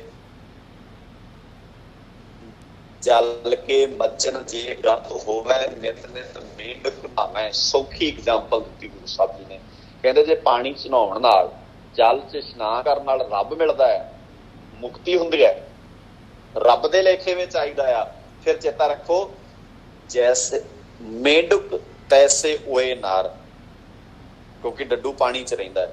ਹੁਣ ਸਾਰੇ ਹੀ ਤੁਸੀਂ ਜਿੰਨੇ ਵੀ ਸ਼ਾਮਲ ਹੋਏ ਹੋ ਤੁਹਾਨੂੰ ਪਤਾ ਡੱਡੂ ਦਾ ਰਹਿਣ ਬਸੇਰਾ ਪਾਣੀ ਹੈ, ਉਹਦਾ ਕੋਈ ਘਰ ਨਹੀਂ ਬਣਿਆ ਹੋਇਆ, ਉਹ ਪਾਣੀ ਉਹਦਾ ਘਰ, ਉੱਥੇ ਉਹ ਰਹਿੰਦਾ ਹੈ। ਚੂਹੇ ਲਈ ਪਾਣੀ ਮੌਤ ਹੈ ਤੇ ਡੱਡੂ ਲਈ ਪਾਣੀ ਦਾ ਨਾ ਹੋਣਾ ਮੌਤ। ਸੋ ਉਹਦੀ ਜ਼ਿੰਦਗੀ ਪਾਣੀ ਹੈ, ਉਹ ਪਾਣੀ 'ਚ ਹੀ ਰਹਿੰਦਾ ਹੈ। ਪਰ ਹੁਣ ਏਦਾਂ ਥੋੜੀ ਹੈ ਪਾਣੀ 'ਚ ਰਹਿਣ ਨਾਲ ਉਹ ਮੁਕਤ ਹੋ ਜਾਏਗਾ। ਤੇ ਜੇ ਸਿਰਫ ਪਾਣੀ 'ਚ ਰਹਿਣ ਨਾਲ ਤੁਹਾਨੂੰ ਲੱਗਦਾ ਮੁਕਤੀ ਮਿਲ ਜਾਏਗੀ ਤੇ ਗੁਰੂ ਸਾਹਿਬ ਜੀ ਇੱਥੇ ਕੰਡੈਮ ਕਰ ਰਿਹਾ ਉਸ ਵਿਚਾਰਧਾਰਾ ਨੂੰ ਜਿਹੜੀ ਰੱਬ ਨੂੰ ਪਾਉਣ ਵਾਸਤੇ ਸਿਰਫ ਸਰੀਰ ਨੂੰ ਸਾਫ਼ ਕਰਦੀ ਹੈ, ਸਰੀਰ ਧੋਂਦੀ ਹੈ। ਇਹਦਾ ਮਤਲਬ ਇਹ ਬਿਲਕੁਲ ਨਹੀਂ ਵੀ ਸਰੀਰ ਨਹੀਂ ਧੋਣਾ ਚਾਹੀਦਾ, ਇਹ ਚੇਤੇ ਰੱਖਿਓ। ਬਹੁਤ ਸਾਰੇ ਸਾਡੇ ਅਸੀਂ ਇੱਕ ਪਾਸਣ ਜਦੋਂ ਸੋਚਣ ਲੱਗ ਜਾਂਦੇ ਆ ਨਾ, ਅੱਛਾ ਉਹ ਵੀਰ ਜੀ ਕਹਿੰਦੇ ਸੀ ਕਲਾਸ 'ਚ ਵੀ ਨਹਾਉਣਾ ਨਹੀਂ ਚਾਹੀਦਾ, ਹੁਣ ਨਹਾਉਣਾ ਨਹੀਂ ਛੱਡਣਾ। ਇਹਦਾ ਮਤਲਬ ਇਹ ਨਹੀਂ ਹੈ ਵੀ ਅਸੀਂ ਇਸ਼ਨਾਨ ਕਰਨ ਤੇ ਹੀ ਏਦਾਂ ਵੀ ਵਧੀਆ ਗੱਲ ਸਮਝ ਲੱਗ ਗਈ। ਅੱਜ ਵੀ ਮਹਾਰਾਜ ਕਹਿੰਦੇ ਨਹਾਉਣ ਦਾ ਕੋਈ ਫਾਇਦਾ ਨਹੀਂ। ਇਹ ਕਹਿ ਰਿਹਾ ਵੀ ਨਹਾਉਣ ਨਾਲ ਰੱਬ ਨਹੀਂ ਮਿਲਣਾ, ਪਰ ਸਰੀਰ ਦੀਆਂ ਕਿਰਿਆਵਾਂ, ਸਰੀਰ ਨੂੰ ਸਾਫ਼ ਸੁਥਰਾ ਰੱਖਣ ਦੀ ਗੱਲ ਤਾਂ ਬਾਣੀ ਬਾਰ-ਬਾਰ ਕਰਦੀ ਹੈ। ਹੁਣ ਅੱਗੇ ਆ ਜਾਓ। ਪਹਿਲਾ ਕਰਮ ਹੈ ਰੱਬ ਨੂੰ ਪਾਉਣ ਦਾ। ਦੁਨੀਆ ਦੇ ਲੋਕਾਂ ਨੇ ਸਿਰਜਿਆ ਵੀ ਅਸੀਂ ਜੇ ਸਰੀਰ ਧੋਈਏ, ਇਸ਼ਨਾਨ ਕਰੀਏ ਤੇ ਰੱਬ ਮਿਲਦਾ ਹੈ। ਗੁਰੂ ਸਾਹਿਬ ਜੀ ਕਹਿੰਦੇ ਨਹੀਂ ਮਿਲਦਾ, ਸੁਰਤ ਸਾਫ਼ ਕਰਨੀ ਪੈਂਦੀ ਹੈ। ਸੋਚਿਆ ਸੋਚ ਨਾ ਹੋਵੇ, ਜੇ ਸੋਚੀ ਲੱਖ ਵਾਰ। ਸਰੀਰ ਸੁੱਚਾ ਰੱਖਣ ਨਾਲ ਤੇਰੀ ਸੁਰਤ ਸੁੱਚੀ ਨਹੀਂ ਹੋਣੀ, ਭਾਵੇਂ ਲੱਖਾਂ ਵਾਰ ਸਰੀਰ ਧੋਈ ਚੱਲ। ਅੱਗੇ ਸ਼ਬਦ ਵੇਖੋ। ਦੂਜਾ ਕਰਮ ਹੈ ਰੱਬ ਨੂੰ ਪਾਉਣ ਲਈ। ਬਹੁਤ ਸਾਰੇ ਬੰਦੇ ਧਾਰਮਿਕ ਦੁਨੀਆ ਵਿੱਚ ਇਹ ਸਟੇਟਮੈਂਟਾਂ ਦਿੰਦੇ ਨੇ, ਅੱਜ ਵੀ ਦਿੰਦੇ ਨੇ ਤੇ ਪੁਰਾਣੇ ਸਮਿਆਂ 'ਚ ਵੀ ਦਿੰਦੇ ਸੀ। ਰੱਬ ਨੂੰ ਪਾਉਣਾ ਤੇ ਚੁੱਪ ਹੋ ਜਾਓ, ਜ਼ੁਬਾਨ ਤੇ ਤਾਲਾ ਲਾ ਲਓ। ਇੱਥੋਂ ਸ਼ਬਦ ਆਇਆ ਸੀ ਮੌਨੀ ਹੋ ਜਾਣਾ। ਬਹੁਤ ਸਾਰੇ ਸਾਡੇ ਬੰਦੇ ਮੌਨ ਧਾਰਨ ਕਰ ਲੈਂਦੇ ਆ, ਕਹਿੰਦੇ ਰੱਬ ਐ ਖੁਸ਼ ਹੋ ਜਾਂਦਾ। ਗੁਰੂ ਸਾਹਿਬ ਕਹਿੰਦੇ ਚੁੱਪੇ ਚੁੱਪ ਨਾ ਹੋਵੇ। ਮਨ ਦਾ ਚੁੱਪ ਕਰਨਾ ਵੱਡੀ ਗੱਲ ਹੁੰਦੀ ਹੈ, ਜ਼ੁਬਾਨ ਦਾ ਚੁੱਪ ਕਰਨਾ ਵੱਡੀ ਗੱਲ ਨਹੀਂ ਹੁੰਦੀ। ਸਵਾਲ ਇਹ ਨਹੀਂ ਵੀ ਤੁਹਾਡੀ ਜ਼ੁਬਾਨ ਚੁੱਪ ਹੋ ਗਈ, ਸਵਾਲ ਇਹ ਹੈ ਵੀ ਮਨ ਚੁੱਪ ਹੋਇਆ। ਮਨ ਦੀਆਂ ਜੇ ਮਨ ਚੁੱਪ ਨਹੀਂ ਹੋਇਆ ਤੇ ਜ਼ੁਬਾਨ ਚੁੱਪ ਹੋਣ ਨਾਲ ਕੀ ਹੋਏਗਾ? ਮੈਂ ਤੁਹਾਨੂੰ ਬੜੀ ਪਿਆਰੀ ਇੱਕ ਇੰਟਰਸਟਿੰਗ ਸਟੋਰੀ ਹਿਸਟਰੀ ਵਿੱਚੋਂ ਤੁਹਾਡੇ ਨਾਲ ਸ਼ੇਅਰ ਕਰਦਾ। ਕਲਗੀਧਰ ਪਾਤਸ਼ਾਹ ਜੀ ਦੇ ਕੋਲ ਆਨੰਦਪੁਰ ਦੀ ਧਰਤੀ ਤੇ ਇੱਕ ਜੋਗੀ ਆ ਗਿਆ। ਕਹਿੰਦਾ ਵੀ ਮੈਂ ਮੌਨ ਧਾਰਿਆ ਹੋਇਆ। ਉਹਨੂੰ ਇਸ਼ਾਰਿਆਂ ਨਾਲ ਦੱਸਿਆ ਤਾਂ ਮੈਂ ਬੋਲਦਾ ਨਹੀਂ, ਮੇਰੀ ਬਖਸ਼ਿਸ਼ ਹੈ ਵੀ ਇੰਨਾ ਚਿਰ ਦੇ। ਮੈਂ ਏਦਾਂ ਕਹਿਤਾ ਵੀ 5 ਸਾਲ ਹੋ ਗਏ ਮੈਂ ਬੋਲਿਆ ਨਹੀਂ। ਸਮਝਾਤਾ ਗੁਰੂ ਸਾਹਿਬ ਜੀ ਨੂੰ। ਤੇ ਉਹ ਕਿਉਂ ਦੱਸਿਆ ਭਲਾ? ਤਾਂ ਕਿ ਗੁਰੂ ਸਾਹਿਬ ਜੀ ਕੋਈ ਵੱਖਰੀ ਤਰ੍ਹਾਂ ਦੀ ਟ੍ਰੀਟਮੈਂਟ ਕਰਨ, ਉਹਦੇ ਨਾਲ ਕਹਿਣ ਬੱਲੇ ਬੱਲੇ ਵੀ ਕਮਾਲ ਹੋ ਗਈ, ਆਹ ਬੰਦਾ 5 ਸਾਲਾਂ ਤੋਂ ਬੋਲੇ। ਅਸਲ 'ਚ ਮਕਸਦ ਤਾਂ ਇਹੀ ਹੁੰਦਾ ਹੈ ਨਾ ਬਹੁਤੀ ਵਾਰ। ਜੇ ਨਹੀਂ ਬੋਲਿਆ ਤੇ ਸ਼ੁਕਰ ਹੈ, ਚੰਗੀ ਗੱਲ। ਤੈਨੂੰ ਲੱਗਦਾ ਰੱਬ ਨੂੰ ਐ ਪਾਇਆ ਜਾ ਸਕਦਾ, ਫਿਰ ਤੂੰ ਰੱਬ ਪਾਲਾ ਚੁੱਪ ਰਹਿ ਕੇ ਦੱਸਦਾ ਕਿਉਂ ਫਿਰਦਾ ਹੈ ਵੀ ਮੈਂ 5 ਸਾਲ ਤੋਂ ਬੋਲਿਆ ਨਹੀਂ? ਦੱਸਿਆ ਤਾਂ ਜਾ ਰਿਹਾ ਤਾਂ ਕਿ ਮੇਰੇ ਨਾਮ ਨਾਲ ਜੁੜ ਜਾਏ ਵੀ ਮੈਂ ਰੱਬ ਨੂੰ ਪਾਉਣ ਵਾਲਾ ਬੰਦਾ। ਗੁਰੂ ਸਾਹਿਬ ਜੀ ਨੇ ਇੱਕ ਸੇਵਕ ਦੀ ਡਿਊਟੀ ਲਾ। ਹੁਣ ਸਿੱਖ ਵੇਖੋ ਸੁਚੇਤ ਕਿੰਨੇ ਹੋਣਗੇ, ਤੁਸੀਂ ਅੰਦਾਜ਼ਾ ਲਾਓ। ਸੇਵਕ ਦੀ ਡਿਊਟੀ ਲਾਈ ਤੇ ਉਹਨੂੰ ਸ਼ਬਦ ਇਹ ਵਰਤੇ ਮਹਾਰਾਜ ਨੇ ਵੀ ਇਹਦਾ ਧਿਆਨ ਰੱਖੀ। ਇਹਦਾ ਅਰਥ ਇਹ ਸੀ ਵੀ ਧਿਆਨ ਏਦਾਂ ਦਾ ਰੱਖੀ ਵੀ ਸਵੇਰ ਤੱਕ ਇਹਦਾ ਕੱਚਾ ਚਿੱਠਾ ਲੋਕਾਂ ਦੇ ਸਾਹਮਣੇ ਆਉਣਾ ਚਾਹੀਦਾ। ਸਿੱਖ ਲੈ ਗਿਆ ਘਰ, ਔਰ ਉਹਨੂੰ ਘਰ ਜਾ ਕੇ ਪਾਣੀ ਨਹੀਂ ਪੁੱਛਿਆ, ਪ੍ਰਸ਼ਾਦਾ ਨਹੀਂ ਪੁੱਛਿਆ, ਮੋਟਾ ਮੋਟਾ ਪਾਣੀ ਦੇ ਦਿੱਤਾ, ਆਰਾਮ ਕਰਨ ਲਈ ਕੋਈ ਥਾਂ ਨਾ ਦਿੱਤੀ। ਤੇ ਬਸ ਉਹਨੇ ਰਾਤ ਔਖੇ ਸੌਖੇ ਹੋ ਕੇ, ਹੁਣ ਬੋਲਣਾ ਤੇ ਹੈ ਨਹੀਂ ਸੀ ਉਹਨੇ, ਕਿਉਂਕਿ ਉਹ ਤਾਂ 5 ਸਾਲ ਦਾ ਉਹਦਾ ਐਕਸਪੀਰੀਅੰਸ ਖਤਮ ਹੋ ਜਾਣਾ ਸੀ। ਉਹ ਸਰਟੀਫਿਕੇਟ ਜਿਹੜਾ ਲਈ ਫਿਰਦਾ ਸੀ ਉਹ ਟੁੱਟ ਜਾਣਾ ਸੀ ਜੇ ਬੋਲ ਪੈਂਦਾ। ਉਹਨੇ ਔਖੇ ਸੌਖੇ ਹੋ ਕੇ ਰਾਤ ਕੱਟ ਲਈ। ਦਿਨ ਚੜਿਆ, ਮਹਾਰਾਜ ਸੱਚੇ ਪਾਤਸ਼ਾਹ ਜੀ ਦੇ ਚਰਨਾਂ 'ਚ ਹਾਜ਼ਰ ਹੋਏ ਤੇ ਗੁਰੂ ਸਾਹਿਬ ਜੀ ਦੇ ਸਾਹਮਣੇ ਆਣ ਕੇ ਉਹ ਸਿੱਖ ਨੇ ਨਮਸਕਾਰ ਕੀਤੀ, ਕਹਿੰਦੇ ਸੱਚੇ ਪਾਤਸ਼ਾਹ ਇੰਨੀ ਸੇਵਾ ਕੀਤੀ ਨਾ ਇਹਦੀ ਮੈਂ ਰਾਤ ਸਾਰੀ ਰਾਤ ਇਹਦੇ ਸਰਾਣੇ ਖਲੋਤਾ ਰਿਹਾ, ਜਿਹੜੀ ਚੀਜ਼ ਦਾ ਇਹ ਇਸ਼ਾਰਾ ਕਰਦਾ ਸੀ ਨਾ ਮੈਂ ਹਾਜ਼ਰ ਕਰ ਦਿੰਦਾ ਸੀ ਉਸੇ ਵੇਲੇ, ਸਾਰੀ ਰਾਤ ਇਹਦੀ ਸੇਵਾ 'ਚ ਹੀ ਹਾਜ਼ਰ ਰਿਹਾ। ਉਹਦੇ ਤੋਂ ਰਿਹਾ ਨਹੀਂ ਗਿਆ। ਕਹਿੰਦਾ ਜੀ ਸਿੱਖ ਤੁਹਾਡਾ ਝੂਠ ਬੋਲਦਾ, ਇਹਨੇ ਤੇ ਪਾਣੀ ਵੀ ਨਹੀਂ ਪਿਆ ਸਾਰੀ ਰਾਤ ਮੈਨੂੰ। ਮਹਾਰਾਜ ਮੁਸਕਰਾਏ, ਕਹਿੰਦੇ ਹੁਣ ਕਿਉਂ ਬੋਲ ਪਿਆ? ਤੂੰ ਤਾਂ ਕਹਿੰਦਾ ਸੀ 5 ਸਾਲਾਂ ਤੋਂ ਬੋਲਿਆ ਹੀ ਨਹੀਂ। ਹੁਣ ਇਹਦਾ ਮਤਲਬ ਕੀ ਹੈ ਵੀ ਅੰਦਰ ਤਾਂ ਚੱਲ ਰਿਹਾ ਸੀ ਵੀ ਇਹ ਸੇਵਾ ਨਹੀਂ ਕਰ ਰਿਹਾ ਮੇਰੀ, ਇਹ ਮੈਨੂੰ ਪ੍ਰਸ਼ਾਦਾ ਨਹੀਂ ਛਕਾ ਰਿਹਾ, ਮੇਰੀ ਆਓ ਭਗਤ ਨਹੀਂ ਕਰ ਰਿਹਾ, ਮੈਂ 5 ਸਾਲ ਤੋਂ ਬੋਲਿਆ ਨਹੀਂ, ਇਹ ਆਮ ਸਿੱਖਾਂ ਵਾਂਗ ਹੀ ਟ੍ਰੀਟ ਕਰੀ ਜਾਂਦਾ ਮੈਨੂੰ। ਤੇ ਜਦੋਂ ਸਵੇਰੇ ਆਣ ਕੇ ਹੁਣ ਵੇਖੋ, ਉਸ ਸਿੱਖ ਦੇ ਸ਼ਬਦ ਕੁਝ ਵੀ ਹੋ ਸਕਦੇ ਆ, ਪਰ ਇੱਕ ਪਖੰਡੀ ਦਾ ਪਾਜ ਉਧੇੜਨ ਵਾਸਤੇ ਸ਼ਬਦ ਬੜੇ ਕਮਾਲ ਦੇ ਸਨ। ਮਹਾਰਾਜ ਸੱਚੇ ਪਾਤਸ਼ਾਹ ਜੀ ਨੇ ਗੱਲ ਨਾਲ ਲਾਇਆ ਉਸ ਸਿੱਖ ਨੂੰ, ਕਹਿੰਦੇ ਸ਼ੁਕਰ ਹੈ ਮੈਂ ਇੰਨਾ ਹੀ ਕਿਹਾ ਸੀ ਧਿਆਨ ਰੱਖੀ, ਤੇ ਤੂੰ ਸਾਰੀ ਗੱਲ ਸਮਝਿਆ ਧਿਆਨ ਕਿਵੇਂ ਰੱਖਣਾ ਹੈ। ਕਿਉਂਕਿ ਹੁਣ ਵੇਖੋ ਸੰਕੇਤਕ ਗੱਲ ਹੈ ਨਾ, ਵੀ ਇਸ਼ਾਰੇ ਵਜੋਂ ਹੀ ਕਿਹਾ ਵੀ ਗੁਰੂ ਸਾਹਿਬ ਨੇ ਧਿਆਨ ਰੱਖੀ, ਤੇ ਸਿੱਖ ਸਮਝ ਗਿਆ ਵੀ ਅੱਛਾ ਧਿਆਨ ਰੱਖਣ ਦਾ ਮਤਲਬ ਹੈ ਵੀ ਸਵੇਰ ਤੱਕ ਗੱਲ ਕਲੀਅਰ ਹੋਣੀ ਚਾਹੀਦੀ ਹੈ। ਹੁਣ ਅਸੀਂ ਐਡੀ ਛੇਤੀ ਥੋੜੀ ਸਮਝਦੇ ਹਾਂ ਗੁਰੂ ਦੀ ਗੱਲ, ਵੀ ਸਾਨੂੰ ਗੁਰੂ ਸਾਹਿਬ ਜੀ ਕੋਈ ਗੱਲ ਕਹਿਣ ਤੇ ਅਸੀਂ ਐਡੀ ਛੇਤੀ, ਅਸੀਂ ਤਾਂ 3 4 5 10 15 ਵਾਰ ਗੱਲ ਕਰਨ ਤੋਂ ਬਾਅਦ ਵੀ ਕਈ ਵਾਰ ਕਹਿੰਦੇ ਅੱਛਾ ਇਹਦਾ ਕੀ ਮਤਲਬ ਹੋਊਗਾ, ਫਿਰ ਅੱਛਾ ਇਹ ਕੀ ਹੋਊਗਾ, ਫਿਰ ਅੱਛਾ ਇਹਦੇ ਚ ਗੁਰੂ ਸਾਹਿਬ ਫਿਰ ਕੀ ਕਹਿੰਦੇ ਹੋਣਗੇ। ਸੋ ਉਹਦਾ ਮਤਲਬ ਇਹ ਹੈ ਵੀ ਅਸੀਂ ਓਨੀ ਉਤਸ਼ੁਕਤਾ ਦੇ ਨਾਲ, ਉਹਨੇ ਕਰੇਜ਼ ਨਾਲ, ਉਹਨੇ ਉਤਸ਼ਾਹ ਨਾਲ ਉਹਨਾਂ ਚੀਜ਼ਾਂ ਨੂੰ ਸਮਝਦੇ ਨਹੀਂ ਜਿਹਨੇ ਨਾਲ ਸਿੱਖ ਗੁਰੂ ਦਾ ਸਮਝਦਾ ਹੈ ਕਿਸੇ ਗੱਲ ਨੂੰ। ਸੋ ਅਗਲੀ ਗੱਲ, ਅਗਲੀ ਸਟੇਟਮੈਂਟ ਹੈ ਧਾਰਮਿਕ ਦੁਨੀਆ ਦੇ ਵਿੱਚ ਵੀ ਜੇ ਰੱਬ ਨੂੰ ਰਹਿਣਾ ਆ ਤੇ ਪਾਉਣਾ ਆ ਤਾਂ ਚੁੱਪ ਹੋ ਜਾਓ। ਗੁਰੂ ਨਾਨਕ ਸਾਹਿਬ ਜੀ ਨੇ ਉਹ ਕੰਡੈਮ ਕੀਤੀ ਗੱਲ, ਚੁੱਪ ਹੋਣਾ ਆ ਤੇ ਵਾਸ਼ਨਾਵਾਂ ਤੇ ਕੰਟਰੋਲ ਕਰੋ, ਅੰਦਰ ਮਨ ਸ਼ਾਂਤ ਕਰੋ, ਇਹਨੂੰ ਚੁੱਪ ਕਰਾਓ। ਲਾਗੋਂ ਦੀ ਵੱਡੀ ਗੱਡੀ ਲੰਘ ਕੇ ਜਿਹੜੀ ਇਹਦੇ ਅੰਦਰ ਪਰੇਸ਼ਾਨੀ ਹੁੰਦੀਆਂ ਨੇ, ਹੋ ਆ ਮੇਰੇ ਕੋਲ ਕਦੋਂ ਆਊਗੀ, ਇਹਨੂੰ ਚੁੱਪ ਕਰਾਓ। ਇਹ ਚੁੱਪ ਹੋਣਾ ਜ਼ਰੂਰੀ ਹੈ। ਜਦੋਂ ਕਿਸੇ ਦੂਜੇ ਨੂੰ ਖੁਸ਼ ਵੇਖ ਕੇ ਮੇਰੇ ਅੰਦਰ ਹਲਚਲ ਮਚਦੀ ਹੈ ਨਾ, ਤੇ ਮੇਰੇ ਮੱਥੇ ਤੇ ਤਿਉੜੀਆਂ ਪੈ ਜਾਂਦੀਆਂ ਵੀ ਇਹ ਖੁਸ਼ ਕਿਉਂ ਹੈ, ਇਹਨੂੰ ਚੁੱਪ ਕਰਾਓ। ਸਰਬੱਤ ਦਾ ਭਲਾ ਸ਼ਬਦ ਬੜਾ ਪਿਆਰਾ ਆ, ਪਰ ਪ੍ਰੈਕਟੀਕਲ ਕਰਨਾ ਇੰਨਾ ਸੌਖਾ ਨਹੀਂ ਹੈ। ਅਸੀਂ ਐਡੀ ਸੌਖੀ ਨਹੀਂ ਇਹ ਗੱਲ ਕਹਿ ਸਕਦੇ ਵੀ ਬਹੁਤ ਸੌਖਾ ਹੈ ਸਰਬੱਤ ਦਾ ਭਲਾ ਕਰਨਾ। ਇਹ ਸਾਡੇ ਗੁਰੂ ਸਾਹਿਬ ਦੇ ਹਿੱਸੇ ਆਇਆ ਹੈ, ਸਾਡੇ ਗੁਰੂ ਸਾਹਿਬ ਜੀ ਨੇ ਕਰਕੇ ਵਿਖਾਇਆ। ਇੱਕ ਬੰਨੇ ਦੁਸ਼ਮਣ ਚੜ ਕੇ ਆ ਰਿਹਾ ਤਲਵਾਰ ਲੈ ਕੇ ਸਾਨੂੰ ਖਤਮ ਕਰਨ ਲਈ, ਤੇ ਸਿੱਖ ਉਹਦੇ ਮੂੰਹ 'ਚ ਪਾਣੀ ਪਾ ਰਿਹਾ ਹੈ, ਜਿਹਦੇ ਨਾਲ ਸਾਡੇ 0% ਵੀ ਵਿਚਾਰ ਨਹੀਂ ਮਿਲਦੇ। ਵੱਖਰੀ ਵਿਚਾਰਧਾਰਾ ਦੇ ਲੋਕ ਨੇ ਜਿਹੜੇ, ਤੇ ਜਦੋਂ ਉਹਨਾਂ ਤੇ ਕੋਈ ਮੁਸੀਬਤ ਬਣਦੀ ਹੈ ਤੇ ਗੁਰੂ ਤੇਗ ਬਹਾਦਰ ਪਾਤਸ਼ਾਹ ਜੀ ਉਹਨਾਂ ਦੇ ਸਾਹਮਣੇ ਕੰਧ ਬਣ ਕੇ ਖਲੋ ਜਾਂਦੇ ਆ ਵੀ ਐ ਨਹੀਂ ਕਰਨ ਦਿਆਂਗਾ। ਕੋਈ ਵਿਚਾਰਧਾਰਾ ਨਹੀਂ ਬਚਾ ਰਿਹਾ ਗੁਰੂ ਸਾਹਿਬ, ਗੁਰੂ ਸਾਹਿਬ ਧਰਮ ਬਚਾ ਰਿਹਾ। ਜੇ ਤੇਰੇ ਹੱਥ ਵਿੱਚ ਅੱਜ ਤਾਕਤ ਹੈ ਤੇ ਇਹਦਾ ਮਤਲਬ ਇਹ ਨਹੀਂ ਹੈ ਵੀ ਤੂੰ ਕੁਛ ਵੀ ਕਰ ਸਕਦਾ ਹੈ। ਠੀਕ ਹੈ, ਅਸੀਂ ਘੱਟ ਲੋਕ ਹੋ ਸਕਦੇ ਹਾਂ, ਗਿਣਤੀ ਘੱਟ ਹੋ ਸਕਦੀ ਹੈ ਸਾਡੀ, ਪਰ ਸਾਇੰਸ ਸਚਿਆਰ ਆ, ਐ ਨਹੀਂ ਕਰਨ ਦਿਆਂਗੇ ਤੈਨੂੰ। ਔਰ ਦੁਨੀਆ 'ਚ ਐਗਜ਼ਾਮਪਲ ਸੈੱਟ ਕਰਤੀ ਗੁਰੂ ਸਾਹਿਬ ਜੀ ਨੇ ਵੀ ਜਦੋਂ ਵੀ ਕਿਸੇ ਥਾਂ, ਇਸੇ ਕਰਕੇ ਤੁਸੀਂ ਵੇਖੋ ਨਾ ਹੁਣ ਜਿਹੜਾ ਅਸੀਂ ਸੰਘਰਸ਼ ਵੀ ਲੜ ਰਹੇ ਹਾਂ, ਉਹ ਇਹੀ ਕਾਰਨ ਹੈ ਨਾ, ਗੁਰੂ ਸਾਹਿਬ ਬੀਜ ਪਾ ਗਿਆ ਸਾਡੇ 'ਚ ਕਿ ਹੋਗੇ ਤਾਕਤ ਵਿੱਚ ਤੁਸੀਂ। ਠੀਕ ਹੈ, ਦੁਨੀਆ ਡਰਦੀ ਹੋਏਗੀ, ਨਹੀਂ ਬੋਲਦੇ ਹੋਣਗੇ ਲੋਕ, ਪਰ ਜੇ ਤੁਸੀਂ ਜ਼ਬਰ ਕਰੋਗੇ, ਮੂੰਹ ਦੀ ਬੁਰਕੀ ਖੋਣ ਤੱਕ ਜਾਓਗੇ, ਤਾਂ ਫਿਰ ਨਹੀਂ ਅਸੀਂ ਬਰਦਾਸ਼ਤ ਕਰ ਸਕਦੇ। ਕੀ ਹੋਏਗਾ ਫਿਰ ਵੱਧ ਤੋਂ ਵੱਧ? ਤਾਂ ਉਹ ਬੀਜ ਕਿਤੇ ਨਾ ਕਿਤੇ ਸਾਡੇ 'ਚ ਪਏ ਹੋਏ ਆ, ਕਿਉਂਕਿ ਅਸੀਂ ਸਿਰਫ ਜ਼ੁਬਾਨ ਨਾਲ ਚੁੱਪ ਹੋਣਾ ਨਹੀਂ ਜਾਣਦੇ, ਅਸੀਂ ਅੰਦਰੋਂ ਚੁੱਪ ਹੋਣਾ ਜਾਣਦੇ ਆ। ਜਦੋਂ ਫਿਰ ਬੋਲਣ ਦੀ ਲੋੜ ਹੁੰਦੀ ਹੈ, ਫਿਰ ਅਸੀਂ ਬੋਲ ਲੈਂਦੇ ਆ। ਸੋ ਜਿਹੜੇ ਇਹ ਦਾਅਵਾ ਕਰਦੇ ਨੇ ਵੀ ਸਾਨੂੰ ਚੁੱਪ ਹੋ ਜਾਣਾ ਚਾਹੀਦਾ, ਉਹਦਾ ਸੌਖਾ ਕਾਰਨ ਇਹ ਵੀ ਹੈ ਵੀ ਧਾਰਮਿਕ ਲੋਕਾਂ ਨੇ ਸਟੇਟਮੈਂਟ ਤਾਂ ਵੀ ਦਿੱਤੀ ਵੀ ਸਾਨੂੰ ਚੁੱਪ ਕਰਕੇ ਰੱਬ ਮਿਲਦਾ, ਕਿਉਂਕਿ ਚੁੱਪ ਕਰਨ ਦੇ ਫਾਇਦੇ ਬੜੇ ਨੇ, ਬਹੁਤ ਫਾਇਦਾ ਹੈ। ਮੰਨ ਲਓ ਅੱਜ ਸੰਘਰਸ਼ ਚੱਲ ਰਿਹਾ, ਹੁਣ ਜਿਹੜਾ ਬੰਦਾ ਮੋਨੀ, ਉਹਦੇ ਲਈ ਕਿੰਨਾ ਫਾਇਦਾ ਹੈ, ਬੋਲਣ ਦੀ ਲੋੜ ਨਹੀਂ ਕਿਸੇ ਦੇ ਖਿਲਾਫ। ਤੇ ਜੇ ਉਹਨੂੰ ਪੁੱਛਣਗੇ ਤੂੰ ਬੋਲਦਾ ਨਹੀਂ, ਉਹ ਕਹੇਗਾ ਮੈਂ ਧਰਮੀ ਹਾਂ, ਮੇਰਾ ਧਰਮ ਖਤਮ ਹੋ ਜਾਏਗਾ ਜੇ ਮੈਂ ਬੋਲਾਂਗਾ ਤਾਂ। ਸੋ ਧਰਮ ਕੀ ਕਹਿੰਦਾ ਆ, ਜਬ ਲਗ ਦੁਨੀਆ ਰਹੀ ਹੈ ਨਾਨਕ ਕਿਛ ਸੁਣੀਏ ਕਿਛ ਕਹੀਏ। ਦੁਨੀਆ 'ਚ ਰਹਿਣਾ ਆ ਤੇ ਸੁਣ, ਰਹਿਣਾ ਆ ਤੇ ਬੋਲ। ਸੁਣਨ ਵੇਲੇ ਸੁਣ ਤੇ ਬੋਲਣ ਵੇਲੇ ਬੋਲ। ਸਾਡੀਆਂ ਸਮੱਸਿਆਵਾਂ, ਸਾਡੀ ਕੌਮ ਦੀਆਂ ਬੜੀਆਂ ਸਮੱਸਿਆਵਾਂ ਨੇ, ਅਸੀਂ ਸੁਣਦੇ ਨਹੀਂ ਆ ਕਿਸੇ ਦੀ, ਸਿਰਫ ਬੋਲਦੇ ਹੀ ਆ। ਸਾਡੀ ਕੌਮ 'ਚ ਬੋਲਣ ਵਾਲੇ ਬਹੁਤ ਨੇ, ਸੁਣਨ ਵਾਲੇ ਘੱਟ ਨੇ। ਸੁਣਾਉਣ ਵਾਲੇ ਬਹੁਤ ਨੇ, ਸੁਣਦਾ ਕੋਈ ਟਾਵਾਂ ਟਾਵਾਂ ਹੀ। ਅੱਛਾ ਵੇਖੋ, ਸਰੀਰ ਨੂੰ ਸੁਣਨ ਲਈ 2 ਕੰਨ ਲਾਏ ਨੇ ਮਹਾਰਾਜ, ਸਰੀਰ ਦੀ ਬਣਤਰ ਹੈ ਨਾ। ਤੇ ਬੋਲਣ ਲਈ ਕਿੰਨੀਆਂ ਚੀਜ਼ਾਂ ਨੇ ਸਾਡੇ ਕੋਲ, ਇੱਕ ਜ਼ੁਬਾਨ ਹੈ ਨਾ। ਤੇ ਕੰਮ ਬੰਦਾ ਜ਼ਿਆਦਾ ਕਿਹਦੇ ਤੋਂ ਲੈ ਰਿਹਾ ਹੈ? ਹਿਸਾਬ ਨਾਲ ਲਾਓ ਨਾ, ਜ਼ੁਬਾਨ ਥੱਕ ਜਾਏਗੀ। ਕੰਨਾਂ ਤੋਂ ਵੀ ਕੰਮ ਲਓ, ਸੁਣੋ ਵੀ ਧਿਆਨ ਕਿਸੇ ਦੀ। ਹੋ ਸਕਦਾ ਤੁਹਾਡੇ ਥੌਟ, ਤੁਹਾਡੇ ਅੰਦਰ ਦੀ ਪ੍ਰੋਸੈਸ ਚੇਂਜ ਹੋਵੇ, ਤੁਹਾਡੇ ਅੰਦਰ ਦੀਆਂ ਤਬਦੀਲੀਆਂ ਆਉਣ ਤੁਹਾਡੇ ਚ ਕਿਸੇ ਦੀ ਸੁਣ ਕੇ, ਤੇ ਸੁਣਦੇ ਹੀ ਨਹੀਂ ਆ। ਇਹਦੀ ਕਿਉਂ ਸੁਣਾ ਹੈ? ਤਾਂ ਮੇਰੀ ਧਿਰ ਦਾ ਬੰਦਾ ਹੀ ਨਹੀਂ ਹੈ, ਸਾਡੀ ਪਾਰਟੀ ਦਾ ਬੰਦਾ ਹੀ ਨਹੀਂ ਹੈ, ਸਾਡੇ ਗਰੁੱਪ ਦਾ ਨਹੀਂ ਹੈ, ਸਾਡੇ ਧਰਮ ਦਾ ਨਹੀਂ ਹੈ, ਸਾਡੇ ਪੰਜਾਬ ਦਾ ਨਹੀਂ ਹੈ।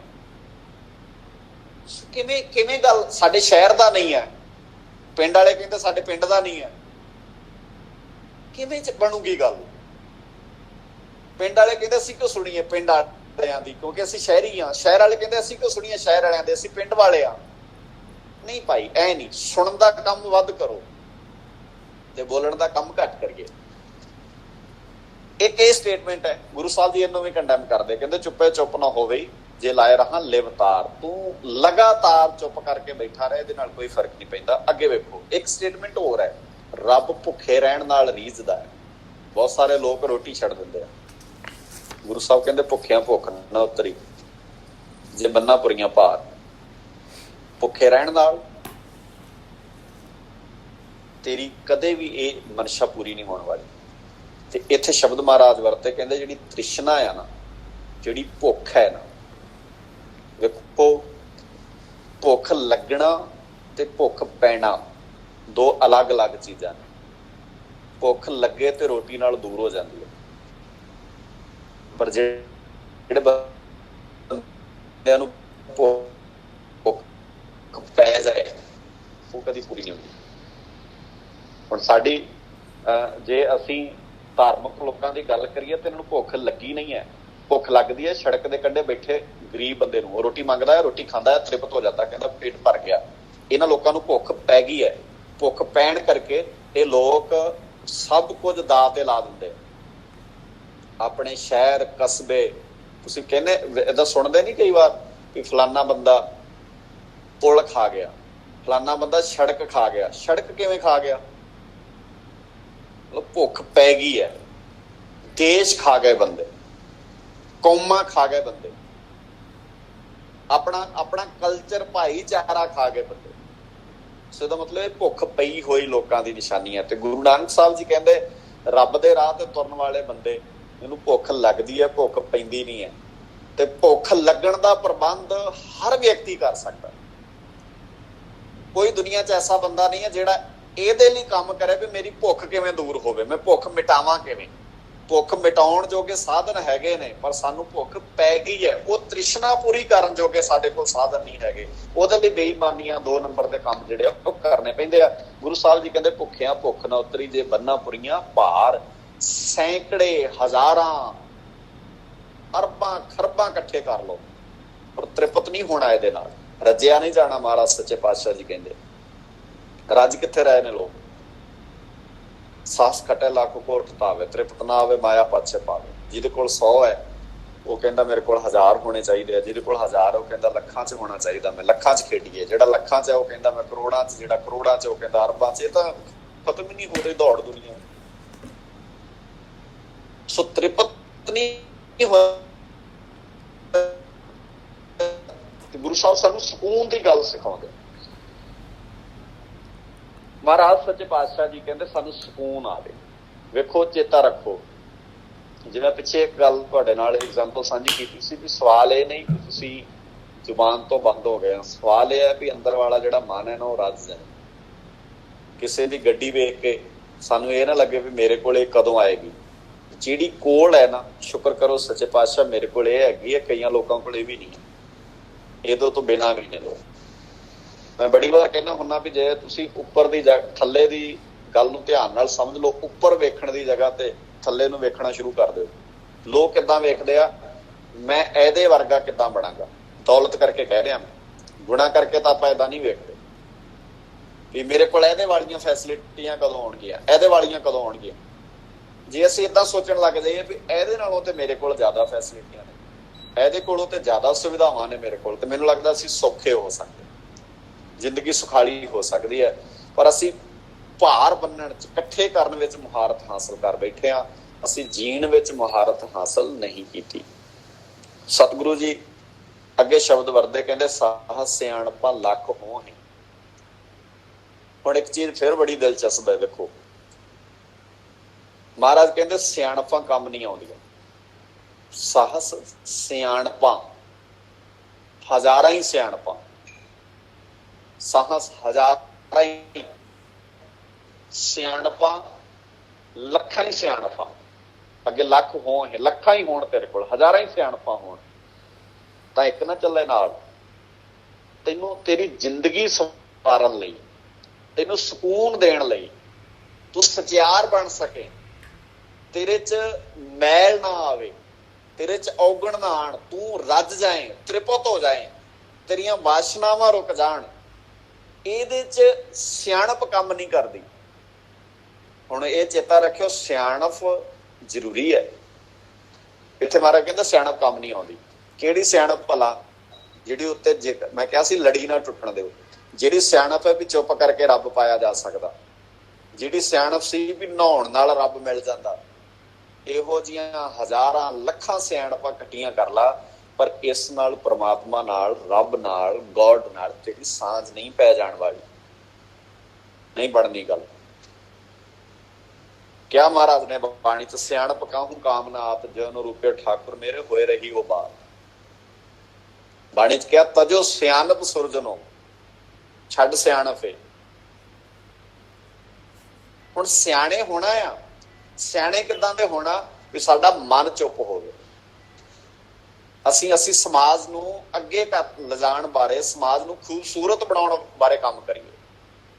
ਇਹ ਸਿਆਣਪ ਨਹੀਂ ਕਰਨੀ ਵੀ ਮੈਂ ਚੁੱਪ ਹੋ ਗਿਆ, ਮੈਂ ਇੱਥੋਂ ਇਸ਼ਨਾਨ ਕਰ ਲਿਆ, ਇਹਦੇ ਨਾਲ ਮੈਨੂੰ ਰੱਬ ਮਿਲ ਜਾਏਗਾ। ਇਹ ਸਾਰੀਆਂ ਸਿਆਣਪਾਂ ਜਿਹੜੀਆਂ ਛੱਡਣ ਦੀ ਲੋੜ ਹੈ, ਇਹ ਕੰਮ ਨਹੀਂ ਆਉਣ ਵਾਲੀ। ਇੱਕ ਨਾ ਚੱਲੇ ਨਾਲ, ਸਚਿਆਰ ਮਨੁੱਖ ਬਣਾਉਣ ਵਿੱਚ ਇਹੋ ਜਿਹੀ ਸਿਆਣਪ ਵਿੱਚੋਂ ਇੱਕ ਵੀ ਸਿਆਣਪ ਸਹਾਈ ਨਹੀਂ ਹੁੰਦੀ, ਸਾਡੇ ਕੰਮ ਨਹੀਂ ਆਉਂਦੀ। ਇਹ ਸਿਆਣਪਾਂ ਛੱਡਣ ਦੀ ਲੋੜ ਹੈ। ਸਾਹਸ ਸਿਆਣਪਾਂ ਲੱਖ ਹੋਏ ਤਾਂ ਇੱਕ ਨਾ ਚੱਲੇ ਨਾਲ। ਫਿਰ ਗੁਰੂ ਸਾਹਿਬ ਕਹਿੰਦੇ ਕਿਵੇਂ ਸਚਿਆਰਾ ਹੋਈ ਹੈ, ਕਿਵੇਂ ਹੋਈਏ ਫਿਰ ਸਚਿਆਰੇ? ਆ ਤਾਂ ਤੁਸੀਂ ਖਤਮ ਕਰਤੀ ਗੱਲ, ਅਸੀਂ ਤਾਂ ਇਹੀ ਮੰਨ ਕੇ ਬੈਠੇ ਸਾਂ। ਕਿਵੇਂ ਹੋਈਏ, ਉਹ ਕਿਹੜਾ ਤਰੀਕਾ ਆ?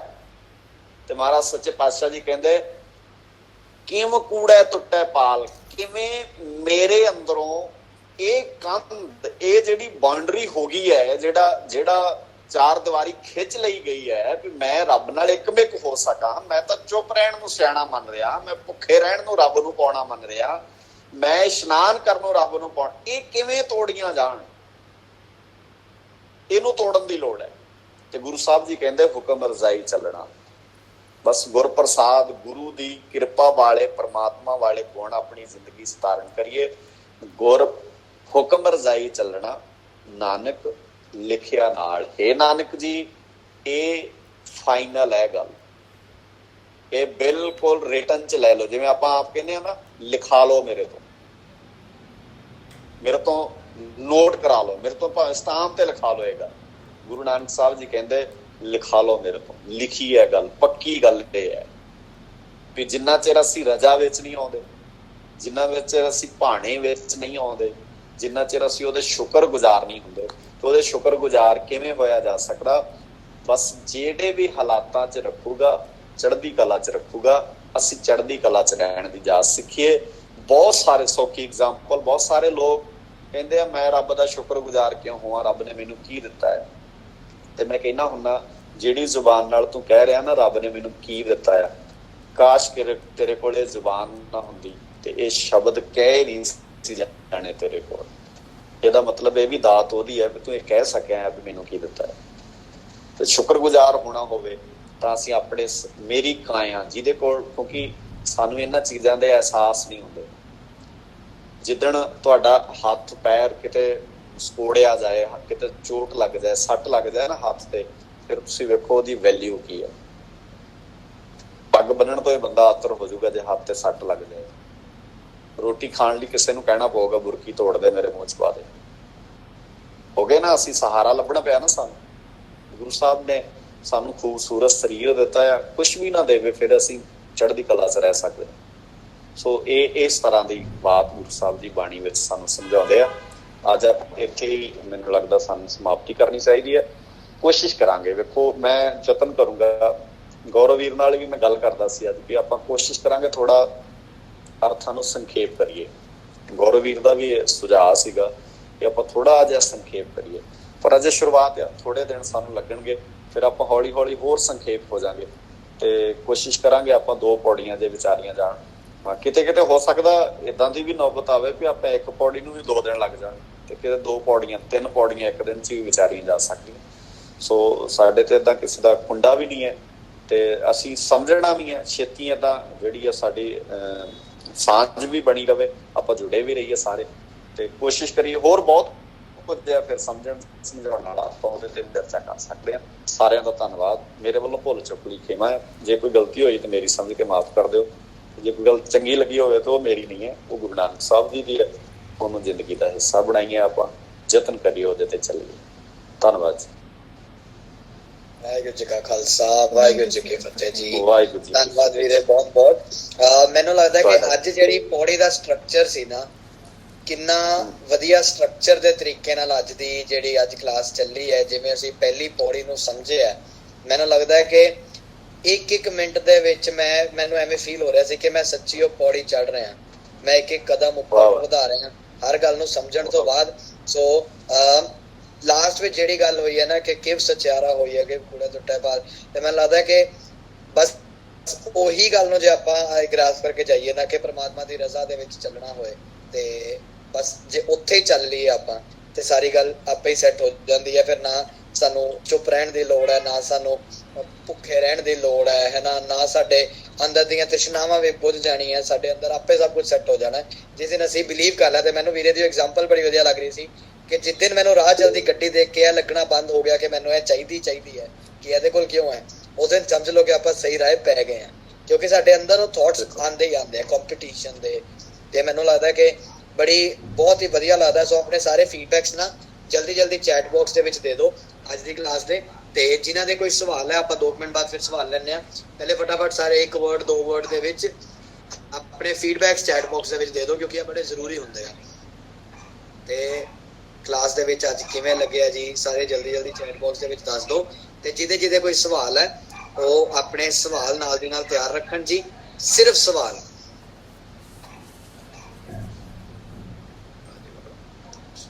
ਸਿਰਫ ਤੇ ਸਿਰਫ ਸਵਾਲ ਜਿਹੜੇ ਹੈ ਉਹ ਅੱਜ ਆਪਾਂ ਲੈਣੇ ਆ।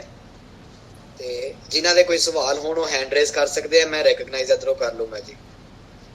ਤੇ ਬੜੀ ਵਧੀਆ ਗੱਲ ਹੈ ਕਿ ਅੱਜ ਡਿਟੇਲ ਦੇ ਵਿੱਚ ਮੈਨੂੰ ਲੱਗਦਾ ਕਿ ਜੇ ਅਸੀਂ ਇਹ ਪਹਿਲੀਆਂ ਪੌੜੀਆਂ ਜਿਹੜੀਆਂ ਡਿਟੇਲ 'ਚ ਸਮਝਣ ਵਾਲਾ ਫਾਊਂਡੇਸ਼ਨ ਹੈ, ਜੇ ਸਾਡੀ ਫਾਊਂਡੇਸ਼ਨ ਨੀਹਾਂ ਪੱਕੀਆਂ ਹੋ ਗਈਆਂ ਤੇ ਅੱਗੇ ਸਪੀਡ ਮੈਨੂੰ ਲੱਗਦਾ ਆਪੇ ਹੀ ਬਣ ਜਾਣੀ ਹੈ। ਮੈਨੂੰ ਲੱਗਦਾ ਕਿ ਸਾਡੇ ਕਿਹੜੇ ਬੋਰਡ ਦੇ ਪੇਪਰ ਹੈ ਵੀ ਅਸੀਂ 2 ਮਹੀਨੇ ਸਿਲੇਬਸ ਪੂਰਾ ਕਰਨਾ ਹੀ ਕਰਨਾ, ਕੋਈ ਦਿੱਕਤ ਨਹੀਂ ਹੈ। ਤੇ ਹੁਣ ਸਵਾਲ ਜੀ ਜਿਨ੍ਹਾਂ ਦੇ ਸਵਾਲ ਹੈ ਉਹ ਆਪਣੇ ਹੈਂਡ ਰੇਜ਼ ਕਰਨ ਜੀ, ਤੇ ਮੈਂ ਸਵਾਲ ਹਾਂਜੀ ਹਰਸ਼ਲੀਨ ਕੌਰ ਜੀ। ਵਾਹਿਗੁਰੂ ਜੀ ਕਾ ਖਾਲਸਾ, ਵਾਹਿਗੁਰੂ ਜੀ ਕੀ ਫਤਿਹ। ਵੀਰੇ ਬਹੁਤ ਵਧੀਆ ਲੱਗਿਆ ਕਲਾਸ ਅਟੈਂਡ ਕਰਕੇ।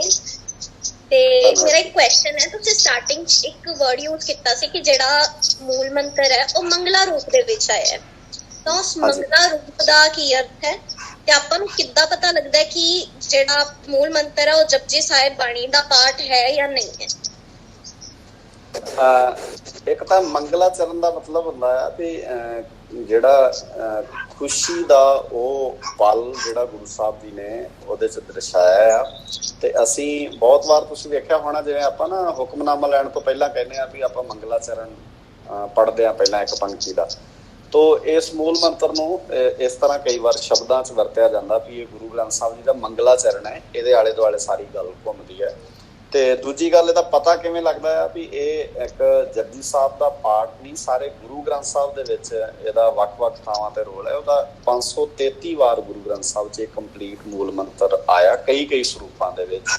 ਤੋ ਜਿੱਥੇ ਵੀ ਆਉਂਦਾ ਗੁਰਪ੍ਰਸਾਦ ਤੱਕ ਆਉਂਦਾ ਆ, ਇਸ ਲਈ ਇਹ ਵੱਖਰੀ ਉਹਦੇ ਨਾਲੋਂ ਜਪਜੀ ਸਾਹਿਬ ਜਪ ਤੋਂ ਅੱਗੇ ਸ਼ਲੋਕ ਵੀ ਵੱਖਰਾ ਹੈ ਤੇ ਇਹ ਉਹਦਾ ਵੱਖਰਾ ਇੱਕ ਪੱਖ ਹੈਗਾ ਆ। ਗੁਰੂ ਗ੍ਰੰਥ ਸਾਹਿਬ 'ਚ ਬੜਿਆਂ ਥਾਵਾਂ ਤੇ ਇਹਨੂੰ ਡਿਟੇਲ 'ਚ ਗੁਰੂ ਸਾਹਿਬ ਜੀ ਨੇ ਸਮਝਾਇਆ ਹੈ। ਠੀਕ ਹੈ ਜੀ। ਸੋ ਆਪਾਂ ਅਗਲੇ ਸਵਾਲ ਤੇ ਜੀ ਮੈਂ ਦੇਖ ਲਾਂ ਜੀ ਕਿੱਦਾਂ ਹੈਂਡ ਰੇਜ਼ ਹੋਇਆ ਹੈ। ਜੁਝਾਰ ਸਿੰਘ ਜੀ। ਹਾਂਜੀ, ਵਾਹਿਗੁਰੂ ਜੀ ਕਾ ਖਾਲਸਾ, ਵਾਹਿਗੁਰੂ ਜੀ ਕੀ ਫਤਿਹ। ਵਾਹਿਗੁਰੂ ਜੀ ਕੀ ਫਤਿਹ ਜੀ।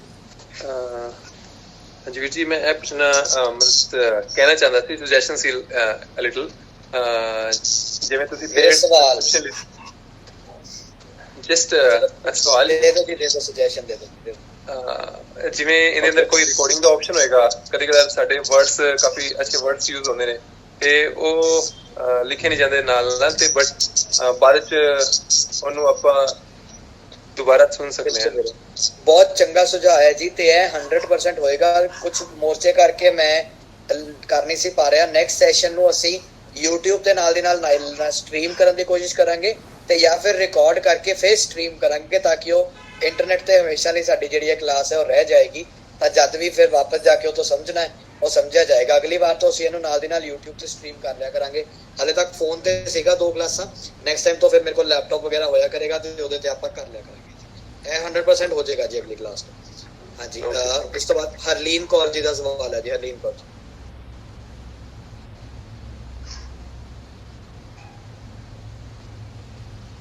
ਹਰਲੀਨ ਕੌਰ ਜੀ ਦਾ ਕੋਈ ਸਵਾਲ ਸੀਗਾ? ਹਾਂਜੀ, ਮੈਂ ਪੁੱਛਣਾ ਸੀਗਾ, ਸਹਿਜ ਸਿਆਣਪਾ ਲੱਖ ਹੋਏ ਤਾਂ ਇੱਕ ਨਾ ਚੱਲੇ ਨਾਲ, ਇਹਨੂੰ ਥੋੜਾ ਜਿਹਾ ਹੋਰ ਇਲੈਬੋਰੇਟ ਕਰ ਦਿਓ ਤੁਸੀਂ। ਜਿਹੜੀਆਂ ਧਰਮ ਦੀ ਉੱਪਰ ਸਾਰੀ ਲੜੀ ਨੂੰ ਵੇਖੋ ਧਿਆਨ ਨਾਲ, ਇੱਕ ਇਹ ਸਿਆਣਪ ਹੈ ਕਿ ਜੇ ਅਸੀਂ ਇਸ਼ਨਾਨ ਕਰੀਏ ਤੇ ਰੱਬ ਮਿਲ ਜਾਂਦਾ ਹੈ, ਇਹਦੇ ਨਾਲ ਰੱਬ ਖੁਸ਼ ਹੁੰਦਾ ਹੈ। ਇਹ ਇੱਕ ਸਿਆਣਪ ਹੈ ਲੋਕਾਂ ਨੇ ਸਮਾਜ ਵਿੱਚ ਵੰਡੀ ਵੀ ਤੁਸੀਂ ਵੱਧ ਤੋਂ ਵੱਧ ਇਸ਼ਨਾਨ ਕਰੋ, ਰੱਬ ਖੁਸ਼ ਹੋਏਗਾ। ਇੱਕ ਸਿਆਣਪ ਇਹ ਹੈ ਵੀ ਅਸੀਂ ਚੁੱਪ ਹੋ ਜਾਈਏ, ਮੌਨ ਧਾਰਨ ਕਰ ਲਈਏ ਤੇ ਇਹਦੇ ਨਾਲ ਰੱਬ ਮਿਲ ਜਾਂਦਾ ਹੈ। ਸੋ ਗੁਰੂ ਸਾਹਿਬ ਜੀ ਕਹਿੰਦੇ ਇਹੋ ਜਿਹੀਆਂ ਜਿਹੜੀਆਂ ਸਿਆਣਪਾਂ ਆ, ਇਹਨੇ ਤੇਰੀ ਜ਼ਿੰਦਗੀ ਦੇ ਅੰਦਰ ਕੰਮ ਨਹੀਂ ਆਉਣ ਵਾਲੀਆਂ। ਇਹਨਾਂ ਨੂੰ ਛੱਡ ਕੇ ਆਪਣੀਆਂ ਜ਼ਿੰਮੇਵਾਰੀਆਂ ਦਾ ਅਹਿਸਾਸ ਕਰ, ਜਿਹੜੇ ਤੇਰੇ ਫਰਜ਼ ਬਣਦੇ ਆ ਉਹਨਾਂ ਨੂੰ ਨਿਭਾ। ਅਸਲੀ ਫਰਜ਼ਾਂ ਨੂੰ ਨਿਭਾਉਣਾ ਹੀ ਧਰਮ ਨਿਭਾਉਣਾ ਹੁੰਦਾ ਹੈ। ਸੋ ਰਸਮ ਨਾ ਨਿਭਾਈਦਾ, ਉਹਦੇ ਫਰਜ਼ ਨਿਭਾਏ ਜਾਣ। ਠੀਕ ਹੈ ਜੀ। ਇਸ ਵਾਰ ਠੀਕ ਹੈ ਜੀ। ਆਪਾਂ ਅਗਲੇ ਸਵਾਲ ਤੇ ਆਈਏ ਜੀ। ਸਾਚੀ ਸਿੰਘ, ਤੁਸੀਂ ਹੱਥ ਖੜਾ ਕੀਤਾ ਜੀ। ਹਾਂਜੀ, ਵਾਹਿਗੁਰੂ ਜੀ ਕਾ ਖਾਲਸਾ, ਵਾਹਿਗੁਰੂ ਜੀ ਕੀ ਫਤਿਹ। ਫਤਿਹ। ਹਾਂਜੀ ਭਾਜੀ, ਮੈਂ ਪੁੱਛਣਾ ਸੀਗਾ ਕਿ ਹੁਕਮ ਨੂੰ ਤੁਸੀਂ ਕਿੱਦਾਂ ਮਤਲਬ ਦੇਖਦੇ ਹੋ? ਤੇ ਜਿਹੜਾ ਬਾਬਾ ਜੀ ਨੇ ਗੱਲ ਕੀਤੀ ਹੈ ਕਿ ਹੁਕਮ ਰਜ਼ਾਈ ਚੱਲਣਾ, ਤੇ ਹੁਕਮ ਮਤਲਬ ਕਿੱਦਾਂ ਤੁਸੀਂ ਸਾਰੇ ਯੂਨੀਵਰਸ ਨੂੰ ਦੇਖਦੇ ਹੋ ਕਿ ਕਿੱਦਾਂ ਚੱਲ ਰਿਹਾ ਵਾ, ਜਾਂ ਫਿਰ ਉਹਨਾਂ ਦਾ ਕੋਈ ਆਰਡਰ ਆ ਕਿ ਸਾਡੇ ਨਾਲ ਚੰਗਾ ਮਾੜਾ ਹੁੰਦਾ ਵਾ? ਤੁਸੀਂ ਕਿੱਦਾਂ ਦੇਖਦੇ ਹੋ? ਨਹੀਂ, ਅਸੀਂ ਏਦਾਂ ਨਹੀਂ ਵੇਖਦੇ। ਹੁਕਮ ਦੀ ਜਿਹੜੀ ਪ੍ਰਕਿਰਿਆ ਆ, ਜਿਹਨੂੰ ਗੁਰੂ ਨਾਨਕ ਸਾਹਿਬ ਜੀ ਨੇ ਡਿਫਾਈਨ ਕੀਤਾ, ਉਹ ਇਹੀ ਕੀਤਾ ਵੀ ਰੱਬ ਦਾ ਹੁਕਮ ਨਿਰੰਤਰ ਚੱਲ ਰਿਹਾ ਆ। ਉਸ ਹੁਕਮ ਨੂੰ ਸਮਝ ਕੇ ਜਿਹੜਾ ਬੰਦਾ ਉਸ ਕੁਦਰਤ ਦੇ ਨੇਚਰ ਨੂੰ ਜਾਣਦਾ ਆ, ਜ਼ਿੰਦਗੀ ਨੂੰ ਉਸ ਮੁਤਾਬਕ ਢਾਲਦਾ ਆ, ਉਹ ਸੁਖਾਲਾ ਹੋ ਜਾਂਦਾ ਆ।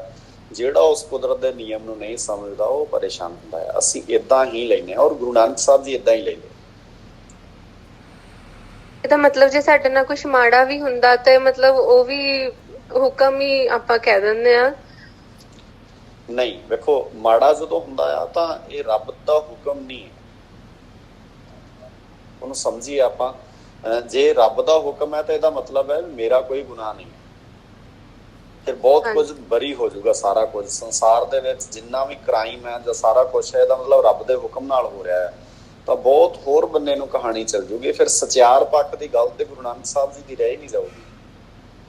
ਤੇ ਫਿਰ ਬਹੁਤ ਸਾਰੀਆਂ ਵਾਰਸ ਵੀ ਹੋਈਆਂ ਵਾ ਜਿੱਦਾਂ ਸਾਡੇ ਹਿਸਟਰੀ ਦੇ ਵਿੱਚ, ਤੇ ਉਹ ਵਾਰਸ ਭਾਵੇਂ ਚੰਗੇ ਕੰਮ ਲਈ ਹੋਈਆਂ ਵਾ, ਪਰ ਫਿਰ ਵੀ ਉਹਦੇ ਵਿੱਚ ਕੀ ਕਹਿੰਦੇ ਆ, ਬੰਦਿਆਂ ਨੂੰ ਮਾਰਿਆ ਤਾਂ ਹੈ। ਮਤਲਬ ਉਹ ਵੀ ਚੀਜ਼ ਫਿਰ ਹੁਕਮ ਵੇਲੇ ਦੇਖੀਏ ਕਿ ਮਤਲਬ ਉਸ ਚੀਜ਼ ਨੂੰ ਅਸੀਂ ਥੋੜਾ ਜਿਹਾ ਅਲੱਗ ਤਰ੍ਹਾਂ ਸੋਚੀਏ ਕਿ ਰੱਬ ਦਾ ਹੀ ਹੁਕਮ ਸੀਗਾ ਉਹ ਵਾਰ ਹੋਣੀ ਸੀਗੀ। ਮੈਨੂੰ ਲੱਗਦਾ ਵੀਰ ਜੀ ਨੇ ਗੱਲ ਤਾਂ ਹੁਣੇ ਦੱਸਤਾ ਕਿ ਹਾਂਜੀ ਵੀਰ ਜੀ ਤੁਸੀਂ ਇਹਨੂੰ ਹੋਰ ਜਗ੍ਹਾ। ਹਾਂਜੀ, ਕੋਈ ਨਹੀਂ, ਕਰੋ ਤੁਸੀਂ ਗੱਲ। ਮੈਂ ਗੱਲ ਕਰਨਾ ਕਿ ਵੀਰ ਜੀ ਨੇ ਜਿਵੇਂ ਹੁਣੇ ਇੱਥੇ ਸਾਨੂੰ ਦੱਸਿਆ ਕਿ ਹੁਕਮ ਪਰਮਾਤਮਾ ਦੀ ਜੋ ਸਾਰੀ ਪ੍ਰਕਿਰਿਆ ਚੱਲ ਰਹੀ ਹੈ, ਉਹ ਹੁਕਮ ਨੂੰ ਆਪਾਂ ਡਿਫਾਈਨ ਕਰ ਸਕਦੇ ਹਾਂ ਕਿ ਜੋ ਕੁਦਰਤ ਦਾ ਇੱਕ ਗੇੜ ਚੱਲ ਰਿਹਾ ਹੈ, ਉਹ ਨਿਯਮ ਦੇ ਅਨੁਸਾਰ ਜੋ ਚੱਲ ਰਿਹਾ ਹੈ ਉਹ ਹੁਕਮ ਹੋ ਗਿਆ, ਜੋ ਵੀਰ ਜੀ ਨੇ ਕਿਹਾ।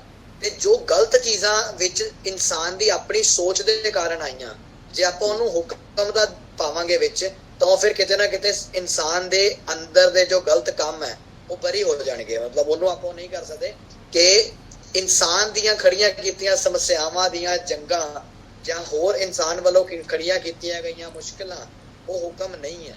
ਤਾਂ ਮੈਨੂੰ ਲੱਗਦਾ ਕਿ ਜੋ ਵੀਰ ਜੀ ਨੇ ਸਾਨੂੰ ਇਹ ਸਮਝਾਉਣ ਦੀ ਕੋਸ਼ਿਸ਼ ਕੀਤੀ ਹੈ ਕਿ ਪ੍ਰਮਾਤਮਾ ਦਾ ਨਿਯਮ ਤੇ ਉਹਦੇ ਵਿੱਚ ਸਾਡੇ ਜਿਹੜੇ ਆਪਣੇ ਪਾਏ ਹੋਏ ਖਲੇਰੇ ਆ ਉਹਦੇ 'ਚ ਫਰਕ ਹੈ, ਉਹ ਹੁਕਮ ਨਹੀਂ ਹੈ।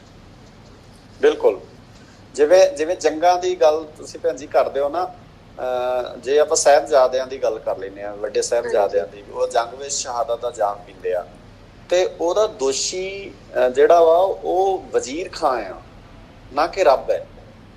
ਕਟਗਰੇ ਤੇ ਵਜ਼ੀਰ ਖਾਂ ਨੂੰ ਖੜਾ ਕਰਾਂਗੇ ਨਾ ਆਪਾਂ, ਤੇ ਜੇ ਉਹਨੂੰ ਹੁਕਮ ਕਰ ਲਿਆ ਆਪਾਂ ਤਾਂ ਇਹਦਾ ਮਤਲਬ ਹੈ ਵੀ ਰੱਬ ਦਾ ਏਦਾਂ ਹੁਕਮ ਸੀਗਾ, ਫਿਰ ਵਜ਼ੀਰ ਖਾਂ ਤੇ ਬਰੀ ਹੋ ਗਿਆ, ਉਹਦਾ ਤਾਂ ਕਸੂਰ ਹੀ ਕੋਈ ਨਹੀਂ, ਉਹ ਤਾਂ ਰੱਬ ਦਾ ਹੁਕਮ ਨਿਭਾ ਰਿਹਾ ਹੈ। ਪਰ ਅਸੀਂ ਫਿਰ ਸਾਹਿਬਜ਼ਾਦੇ ਜਿਹੜੀ ਇੱਕ ਮੂਵੀ ਆਈ ਸੀ ਉਹਦੇ ਵਿੱਚ ਆਪਾਂ ਮਾਤਾ ਗੁਜਰੀ ਨਾਲ ਗੱਲ ਕਰਦੇ ਆ ਤੇ ਉਹ ਕਹਿੰਦੇ ਕਿ ਰੱਬ ਜੋ ਕਰਦਾ ਉਹ ਚੰਗਾ ਹੀ ਕਰਦਾ ਵਾ, ਤੇ ਜਦੋਂ ਬੰਦਾ ਭੁੱਲ ਜਾਂਦਾ ਹੈ ਤੇ ਫਿਰ ਦੁੱਖ ਪਾਉਂਦਾ ਵਾ। ਤੇ ਜਿਹੜੀ ਉਹਨਾਂ ਨਾਲ ਚੀਜ਼ ਹੋਈ ਫਿਰ ਉਹ ਰੱਬ ਦਾ ਹੁਕਮ ਨਾ ਮੰਨੀਏ ਸੀ। ਨਹੀਂ, ਉਹਦੇ ਚ ਵੇਖੋ ਹੁਣ ਦੂਜੀ ਗੱਲ, ਤੁਸੀਂ ਅਗਲੀ ਗੱਲ ਇਹ ਹੈ ਵੀ ਜਿਹੜਾ ਸਿੱਖ ਆ ਨਾ, ਇਹਨੇ ਜ਼ਿੰਦਗੀ ਜਿਉਣ ਵਿੱਚ ਰੱਬੀ ਹੁਕਮ ਨੂੰ ਏਦਾਂ ਲੈਣਾ ਆ ਵੀ ਜੇ ਕਿਤੇ ਕੁਝ ਗਲਤ ਹੋ ਰਿਹਾ ਆ ਤੇ ਉਸ ਗਲਤ ਨੂੰ ਠੀਕ ਕਰਨ ਲਈ ਮੇਰੀ ਜ਼ਿੰਮੇਵਾਰੀ ਬਣਦੀ ਹੈ, ਤੇ ਉਹਦੇ ਮੁਤਾਬਕ ਜੇ ਉਹਨੂੰ ਠੀਕ ਕਰਨ ਲੱਗਿਆ ਕੋਈ ਨੁਕਸਾਨ ਮੇਰਾ ਹੋ ਜਾਂਦਾ ਤੇ ਮੈਂ ਰੱਬ ਦੀ ਬਖਸ਼ਿਸ਼ ਸਮਝਦਾ ਆ। ਸਿੱਖ ਦੇ ਅੰਦਰ ਗੁਰੂ ਸਾਹਿਬ ਜੀ ਨੇ ਥੋਟ ਪਾਇਆ ਹੈ, ਇਸੇ ਕਰਕੇ ਸਿੱਖ ਕਿਤੇ ਵੀ ਗਲਤ ਹੋਵੇ ਤਾਂ ਸਭ ਤੋਂ ਪਹਿਲਾਂ ਉੱਥੇ ਖੜ ਜਾਂਦਾ ਹੈ ਵੀ ਮੈਂ ਗਲਤ ਨਹੀਂ ਹੋਣ ਦਊਂਗਾ, ਇਹ ਰੱਬ ਦਾ ਹੁਕਮ ਹੈ ਵੀ ਮੈਂ ਪਹਿਰੇਦਾਰੀ ਕਰਾਂ ਉੱਥੇ। ਹਾਂਜੀ, ਜੇ ਮੈਂ ਪਹਿਰੇਦਾਰੀ ਨਹੀਂ ਕਰਦਾ ਤਾਂ ਫਿਰ ਮੇਰੇ ਤੇ ਹੁਕਮ ਲਾਗੂ ਹੁੰਦਾ ਹੈ ਵੀ ਤੂੰ ਹੁਕਮ ਨੂੰ ਉਸ ਵੇਲੇ ਲਾਗੂ ਕਿਉਂ ਨਹੀਂ ਕੀਤਾ, ਤੂੰ ਉਹ ਆਪਣੀ ਡਿਊਟੀ ਕਿਉਂ ਨਹੀਂ ਵਜਾਈ ਉਸ ਜਗ੍ਹਾ ਤੇ। ਸੋ ਸਿੱਖ ਏਦਾਂ ਲੈਂਦਾ ਹੈ ਉੱਥੇ। ਠੀਕ ਹੈ ਜੀ। ਔਰ ਇਹ ਚੀਜ਼ ਨਾ ਬੜੇ ਡਿਟੇਲ ਚ ਸਮਝਣ ਵਾਲੀ ਆ। ਥੋੜੀਆਂ ਜਿਹੀਆਂ ਤੁਸੀਂ ਜਦੋਂ ਬਾਣੀ ਦੀਆਂ ਬਹੁਤ ਸਾਰੀਆਂ ਪਰਤਾਂ ਖੋਲਣ ਦੀ ਲੋੜ ਆ, ਇਹਦੇ ਚ ਫਿਰ ਚੀਜ਼ਾਂ ਸਾਡੇ ਸਮਝ ਵਿੱਚ ਆਉਣਗੀਆਂ, ਕਿਉਂਕਿ ਇਹਨਾਂ ਚੀਜ਼ਾਂ ਤੇ ਡਿਸਕਸ਼ਨ ਹੋਈ ਨਹੀਂ ਹੈ, ਚਰਚਾ ਹੋਈ ਨਹੀਂ ਇਹਨਾਂ ਵਿਸ਼ਿਆਂ ਤੇ। ਜਾਂ ਤਾਂ ਇੱਕ ਪਾਸੜ ਵਿਚਾਰ ਹੋਈ ਹੈ ਵੀ ਹੁਕਮ ਨੂੰ ਜੇ ਉਹ ਮੈਨੂੰ ਸਮਝ ਲੱਗਿਆ ਮੈਂ ਸਮਝਾਤਾ, ਜਿਹੜੀ ਸੰਗਤ ਆ ਉਹਦਾ ਸਵਾਲ ਨਹੀਂ ਲੈ ਗਏ, ਤਾਂ ਇਹਨਾਂ ਚੀਜ਼ਾਂ ਤੇ ਡਿਸਕਸ਼ਨ ਹੋਣੀ ਚਾਹੀਦੀ ਆ। ਮੈਨੂੰ ਲੱਗਦਾ ਜਦੋਂ ਜਪਜੀ ਸਾਹਿਬ ਆਪਾਂ ਕੰਪਲੀਟ ਕਰ ਲਾਂਗੇ ਨਾ, ਫਿਰ ਆਪਾਂ 2-3 ਕਲਾਸਾਂ ਇਦਾਂ ਦੀਆਂ ਰੱਖਾਂਗੇ, ਨੋਟ ਕਰੀ ਚਲੋ, ਜਿਨ੍ਹਾਂ ਤੇ ਆਪਾਂ ਨੂੰ ਹੋਰ ਖੁੱਲ ਕੇ ਗੱਲ ਕਰਨ ਦੀ ਲੋੜ ਹੈ। ਫਿਰ ਆਪਾਂ 2-3 ਕਲਾਸਾਂ ਸਪੈਸ਼ਲ ਰੱਖਾਂਗੇ ਜਿਹਦੇ ਤੇ ਆਪਾਂ ਸਿਰਫ ਡਿਸਕਸ਼ਨ ਹੀ ਕਰਾਂਗੇ। ਬਿਲਕੁਲ ਜੀ। ਸੋ ਅੱਗੇ ਜੀ ਸਵਾਲ ਲਈਏ ਆਪਾਂ, ਹੋਰ ਕਿਤੇ ਸਵਾਲ ਹੈ ਜੀ? ਸੁਮਿਤ ਕੌਰ। ਵਾਹਿਗੁਰੂ ਜੀ ਕਾ ਖਾਲਸਾ, ਵਾਹਿਗੁਰੂ ਜੀ ਕੀ ਫਤਿਹ। ਵਾਹਿਗੁਰੂ ਜੀ ਕੀ ਫਤਿਹ ਜੀ। ਹਾਂਜੀ ਵੀਰ ਜੀ, ਜਿੱਦਾਂ ਤੁਸੀਂ ਪੰਕਤੀ ਪੜ੍ਹੀ, ਆਪਾਂ ਪੜ੍ਹਦੇ ਹਾਂ ਸੋਚੇ ਸੋਚ ਨਾ ਹੋਵੇ, ਤੇ ਆਪਾਂ ਇੱਕ ਬੰਨੇ ਕਹਿੰਦੇ ਆ ਕਿ ਤੀਰਥਾਂ ਦੇ ਇਸ਼ਨਾਨ ਨੂੰ ਆਪਾਂ ਕਾਫੀ ਜਗ੍ਹਾ ਕੰਡੈਮ ਕਰਦੇ ਆ, ਫਿਰ ਆਪਾਂ ਦਰਬਾਰ ਸਾਹਿਬ ਦੇ ਇਸ਼ਨਾਨ ਨੂੰ ਬਹੁਤ ਪਵਿੱਤਰ ਕਹਿੰਦੇ ਆ। ਫਿਰ ਜਿੱਦਾਂ ਆਪਾਂ ਕਹਿੰਦੇ ਆ ਰਾਮਦਾਸ ਸਰੋਵਰ ਨਾਤੇ ਕਬੂਤਰੀ ਤੋਂ ਉਹਦੇ ਚ ਭੈਣ ਜੀ ਦੋ ਚੀਜ਼ਾਂ ਆ। ਵੇਖੋ, ਪਹਿਲੀ ਚੀਜ਼ ਇਹ ਆ ਵੀ ਗੁਰੂ ਰਾਮਦਾਸ ਦਰਬਾਰ ਸਾਹਿਬ ਦੇ ਸਰੋਵਰ ਦੇ ਇਸ਼ਨਾਨ ਨੂੰ ਅਸੀਂ ਪਵਿੱਤਰ ਨਹੀਂ ਕਹਿੰਦੇ, ਪਰ ਉਹਦੀ ਅਹਿਮੀਅਤ ਅਸੀਂ ਤਾਂ ਦਰਸਾਉਂਦੇ ਹਾਂ ਕਿਉਂਕਿ ਇਹ ਪਹਿਲਾ ਸਰੋਵਰ ਹੈ ਭਾਰਤ ਵਿੱਚ ਜਦੋਂ ਬਣਿਆ ਤੇ ਜਿੱਥੇ ਸ਼ੂਦਰ ਤੇ ਬ੍ਰਾਹਮਣ ਇਕੱਠੇ ਨਾ ਆ ਸਕਦੇ। ਇਹ ਪਹਿਲੀ ਵਾਰ ਹੋਇਆ, ਪਹਿਲਾਂ ਨਹੀਂ ਸੀ ਹੋਇਆ ਕਿਸੇ। ਇਸ ਕਰਕੇ ਉਹ ਬਹੁਤ ਵੱਡੀ ਚੇਂਜ ਆ, ਬਹੁਤ ਵੱਡੀ ਯੂ ਟਰਨ ਵੱਜੀ ਇੱਥੇ। ਜਿਸ ਜਗ੍ਹਾ ਤੇ ਬ੍ਰਾਹਮਣ ਪਾਣੀ ਪੀਂਦਾ ਸੀ, ਜਿੱਧਰ ਨੂੰ ਪਾਣੀ ਜਾ ਰਿਹਾ ਹੋਵੇ ਨਾ ਉਸ ਬੰਨੇ, ਤਾਂ ਉਸ ਬੰਨਿਓ ਵੀ ਸ਼ੂਦਰ ਪਾਣੀ ਨਹੀਂ ਪੀ ਸਕਦਾ। ਜਿੱਧਰੋਂ ਆ ਰਿਹਾ ਉਧਰ ਤਾਂ ਕੀ ਪੀਣਾ ਆ। ਤੇ ਗੁਰੂ ਸਾਹਿਬ ਜੀ ਨੇ ਕਿਹਾ ਵੀ ਨਹੀਂ, ਜਦੋਂ ਰੱਬ ਨੇ ਇਨਸਾਨ ਇੱਕੋ ਜਿਹੇ ਬਣਾਇਆ ਤਾਂ ਉਹਦੇ ਵਾਸਤੇ ਜਿਹੜੇ ਸਰੋਵਰ ਤਿਆਰ ਕੀਤੇ, ਉਹਨਾਂ ਦਾ ਮਕਸਦ ਇਹ ਸੀ ਵੀ ਅਸੀਂ ਇੱਕ ਥਾਂ ਤੇ ਪਾਣੀ ਤਾਂ ਪੀਏ, ਘੱਟੋ ਘੱਟ ਇੱਕ ਥਾਂ ਤੇ ਇਸ਼ਨਾਨ ਤਾਂ ਕਰੀਏ। ਬਾਹਰੀ ਜਿਹੜਾ ਇਹ ਨਫ਼ਰਤ ਹੈ ਵੀ ਇਹਦੀ ਜਾਤ ਨੀਵੀਂ ਹੈ, ਇਹਦੀ ਜਾਤ ਉੱਚੀ ਹੈ, ਉਹਨਾਂ ਚੀਜ਼ਾਂ ਨੂੰ, ਉਸ ਸਿਲਸਿਲੇ ਨੂੰ ਤੋੜਨ ਵਾਸਤੇ ਸਰੋਵਰ ਬਣਾਏ ਸੀ। ਇਸ ਕਰਕੇ ਉਸ ਜਗ੍ਹਾ ਨੂੰ ਅਸੀਂ ਅਹਿਮੀਅਤ ਦਿੰਦੇ ਹਾਂ, ਜਾਂ ਉਹਨਾਂ ਚੀਜ਼ਾਂ ਦਾ ਕੋਈ ਸਾਡੀ ਜ਼ਿੰਦਗੀ 'ਚ ਮਹੱਤਵ ਹੈ। ਪਰ ਰਾਮਦਾਸ ਸਰੋਵਰ ਨਾਤੇ ਸਭ ਉਤਰੇ ਪਾਪ ਕਮਾਤੇ ਦੇ ਅਰਥ ਇਹ ਨਹੀਂ ਆ ਵੀ ਸਾਰਾ ਮਹੀਨਾ ਪਾਪ ਕਰੋ ਤੇ ਅਖੀਰਲੀ ਤਰੀਕ ਜਿਹੜੀ ਦਸੰਬਰ ਦੀ 28-29 ਤਰੀਕ ਨੂੰ ਦਰਬਾਰ ਸਾਹਿਬ ਜਾਈਏ ਤੇ ਉੱਥੇ ਨਹਾ ਕੇ ਤੇ ਆਪਾਂ ਕਹੇ ਪਹਿਲੇ ਲੱਥ ਗਏ ਤੇ ਨਵਿਆਂ ਨੂੰ ਫਿਰ ਆਪਾਂ ਰੀਸਟੋਰ ਕਰ ਲਈਏ। ਏਦਾਂ ਨਹੀਂ ਹੈ, ਇਹ ਵਿਆਖਿਆ ਕਰ ਦਿੱਤੀ ਗਈ ਇਸ ਤਰ੍ਹਾਂ ਦੀ। ਠੀਕ ਹੈ ਜੀ। ਰਾਮਦਾਸ ਸਰੋਵਰ ਨਾਤੇ ਫਿਰ ਗੱਲ ਹੋਣੀ ਹੈ ਵੀ ਸ਼ਬਦ ਇੱਕ ਕੰਪਲੀਟ ਹੈ। ਸਾਰਾ ਸ਼ਬਦ ਜਦੋਂ ਆਪਾਂ ਸਮਝਾਂਗੇ ਉਹਦੇ ਚ ਸਾਰੀਆਂ ਗੱਲਾਂ ਸਪਸ਼ਟ ਨੇ ਵੀ ਕਿਹੜੇ ਰਾਮਦਾਸ ਨੇ, ਕਿਹੜੇ ਸਰੋਵਰ ਨੇ ਤੇ ਕਿੱਥੋਂ ਇਸ਼ਨਾਨ ਕਰਨਾ ਹੈ। ਸੋ ਮੈਨੂੰ ਲੱਗਦਾ ਹੈ ਅੱਗੇ ਚੱਲ ਕੇ ਆਪਾਂ ਨੂੰ ਇਹਦੇ ਤੇ ਹੋਰ ਕਲੈਰਿਟੀ ਅਗਲੀਆਂ ਕਲਾਸਾਂ ਦੇ ਵਿੱਚ ਜ਼ਰੂਰ ਮਿਲੇਗੀ ਜੀ ਜੀ। ਤੋ ਪਿਓਰਿਟੀ ਕੀ ਹੈ, ਤੇ ਮੈਨੂੰ ਲੱਗਦਾ ਕਿ ਜਦ ਸਰੋਵਰ ਦੀ ਅਹਿਮੀਅਤ ਦੀ ਗੱਲ ਕਰਦੇ ਆ ਨਾ, ਤਾਂ ਸਰੋਵਰ ਪਿਓਰ ਤਾਂ ਆਪੇ ਹੀ ਹੋ ਜਾਂਦਾ ਹੈ ਜਦ ਉੱਥੇ ਸਾਰੇ ਇੱਕ ਬਰਾਬਰ ਹੋ ਜਾਂਦੇ ਆ। ਸੋ ਉੱਥੇ ਪਿਓਰਿਟੀ ਤਾਂ ਉੱਥੇ ਵੈਸੇ ਹੀ ਆ ਜਾਂਦੀ ਹੈ ਜਿੱਥੇ ਸਾਰੇ ਇੱਕ ਬਰਾਬਰ ਹੋ ਕੇ, ਐਂਡ ਤਾਕਤ ਵੀ ਜਿਹੜੀ ਆਪਾਂ ਗੱਲ ਕਰਦੇ ਆ ਕਿ ਦਰਬਾਰ ਸਾਹਿਬ ਦੇ ਸਰੋਵਰ ਜਾ ਕੇ ਸਿੱਖ ਨੂੰ ਤਾਕਤ ਮਿਲਦੀ ਹੈ, ਮੈਨੂੰ ਲੱਗਦਾ ਉਹ ਤਾਕਤ ਵੀ ਉਹ ਗਿਆਨ ਦੇ ਕਰਕੇ ਹੈ ਕਿ ਉੱਥੋਂ ਸਰੋਵਰ ਤੇ ਜਿੱਥੇ ਸਾਰੇ ਇੱਕ ਬਰਾਬਰ ਹੋ ਗਏ, ਉੱਥੇ ਇਨਸਾਨੀ ਤਾਕਤ ਵੈਸੇ ਹੀ ਬੜੀ ਵੱਧ ਜਾਂਦੀ ਹੈ। ਸੋ ਆਪਾਂ ਉਹਨੂੰ, ਉਹਦੇ 'ਚ ਕੋਈ ਚਮਤਕਾਰ ਨਹੀਂ ਹੈ, ਉਹ ਬਰਾਬਰਤਾ ਤੇ ਜਿੱਥੇ ਗੁਰੂ ਪਾਤਸ਼ਾਹ ਨੇ ਲਿਆ ਕੇ ਰੱਖਿਆ, ਉਹਦੇ ਕਰਕੇ ਉਹਦੀ ਅਹਿਮੀਅਤ, ਤਾਕਤ ਤੇ ਪਿਓਰਿਟੀ ਮੈਨੂੰ ਲੱਗਦਾ ਕਿ ਜੇ ਦੇਖਿਆ ਜਾ ਸਕਦਾ ਤਾਂ ਉਹਦੇ ਤੋਂ ਮਿਲ ਸਕਦੀ ਹੈ। ਜਿਵੇਂ ਅਲੱਗ ਤੇ ਏਕਤਾ ਚ ਬਲ ਅਸੀਂ ਆਮ ਸ਼ਬਦ ਇੱਕ ਵਰਤਦੇ ਆ, ਤੇ ਜਿਹੜਾ ਸਾਨੂੰ ਧਰਮ ਦੀ ਦੁਨੀਆ ਚ ਅਲੱਗ ਦਿਸ਼ਾਵਾਂ ਚ ਵੰਡਤਾ, ਜਦੋਂ ਅਸੀਂ ਉਹ ਅਲੱਗ ਦਿਸ਼ਾਵਾਂ ਤੋਂ ਇੱਕ ਜਗ੍ਹਾ ਤੇ ਆ ਗਏ ਤਾਂ ਫਿਰ એનર્ਜੀ ਤੇ ਆਪੇ ਹੋਣੀ ਹੈ। ਬਿਲਕੁਲ ਜੀ। ਹੋਰ ਸਵਾਲ ਜੀ, ਆਪਾਂ ਇੱਕ ਸਵਾਲ ਹੋਰ ਲਵਾਂਗੇ, ਜੇ ਕਿਸੇ ਦਾ ਕੋਈ ਸਵਾਲ ਹੈ। ਸੰਜਮਦੀਪ ਸਿੰਘ ਜੀ ਦਾ ਸਵਾਲ ਹੈ ਜੀ, ਇੱਕ ਸਵਾਲ ਹੋਰ ਲਵਾਂਗੇ ਅਸੀਂ।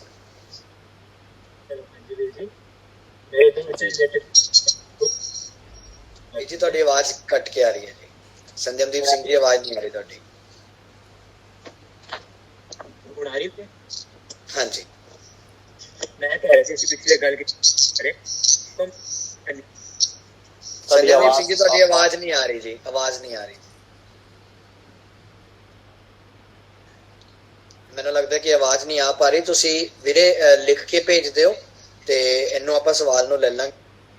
ਤੇ ਹਾਂਜੀ, ਤੁਸੀਂ ਟਾਈਪ ਕਰ ਦਿਓ ਜੇ ਕਰ ਸਕਦੇ ਹੋ, ਆਪਣੇ ਕੋਲ 2 ਮਿੰਟ ਹੈਗੇ, ਤੁਸੀਂ ਟਾਈਪ ਕਰ ਦਿਓ ਜੇ ਕਰ ਸਕਦੇ ਹੋ। ਤੇ ਮੀਨਵਾਈਲ ਮੈਨੂੰ ਲੱਗਦਾ ਕਿ ਆਪਾਂ ਇਹ ਜਿਹੜੀ ਲਾਸਟ ਟਾਈਮ ਹਰਸ਼ਲੀਨ ਕੌਰ ਜੀ ਨੇ ਸੁਝਾਅ ਦਿੱਤਾ ਸੀ, ਉਹਨੂੰ ਨਾਲ ਦੇ ਨਾਲ ਲੈ ਕੇ ਚੱਲੀਏ ਕਿ ਕਲਾਸ ਤੋਂ ਬਾਅਦ ਅੱਜ ਜੋ ਵੀ ਕੀਤਾ ਹੈ ਉਹਦੀ ਰਿਵੀਜ਼ਨ ਲਿਖਤ ਰੂਪ ਦੇ ਵਿੱਚ ਜਿਹੜੀ ਕਰਨ ਦੇ ਲਈ ਪ੍ਰੋਫੈਸਰ ਸਾਹਿਬ ਸਿੰਘ ਜੀ ਦੀ ਟੀਕਾ ਜਿਹੜਾ ਉਹ ਤੁਹਾਡੇ ਫੋਨ ਦੇ ਵਿੱਚ ਵੀ ਹੈ, ਉਹਨੂੰ ਦੇਖ ਕੇ ਉਹਦੇ ਵਿੱਚੋਂ ਤੁਹਾਨੂੰ ਸਾਰੇ ਜਿਹੜੀ ਹੈ ਰਿਵੀਜ਼ਨ ਬੜੀ ਵਧੀਆ ਹੋ ਜਾਂਦੀ ਹੈ, ਤਾਂ ਉਹ ਜ਼ਰੂਰ ਆਪਾਂ ਕਰੀਏ।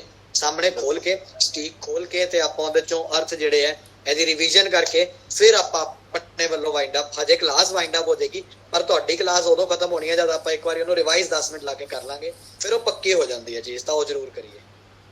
ਸੋ ਸੰਜਮਦੀਪ ਸਿੰਘ ਜੀ ਜਦ ਤੱਕ ਟਾਈਪ ਕਰ ਰਹੇ ਨੇ, ਜੇ ਹੋਰ ਕਿਸੇ ਦਾ ਕੋਈ ਸਵਾਲ ਹੈ ਇੱਕ ਅੱਧਾ ਤਾਂ ਆਪਾਂ ਲੈ ਲੈਂਦੇ ਹਾਂ, ਬਾਕੀ ਅਗਲੀ ਵਾਰ ਤੋਂ ਕੋਸ਼ਿਸ਼ ਕਰਨੀ ਹੈ ਜੀ 8:03 ਨਹੀਂ ਹੋਣ ਦੇਣੇ।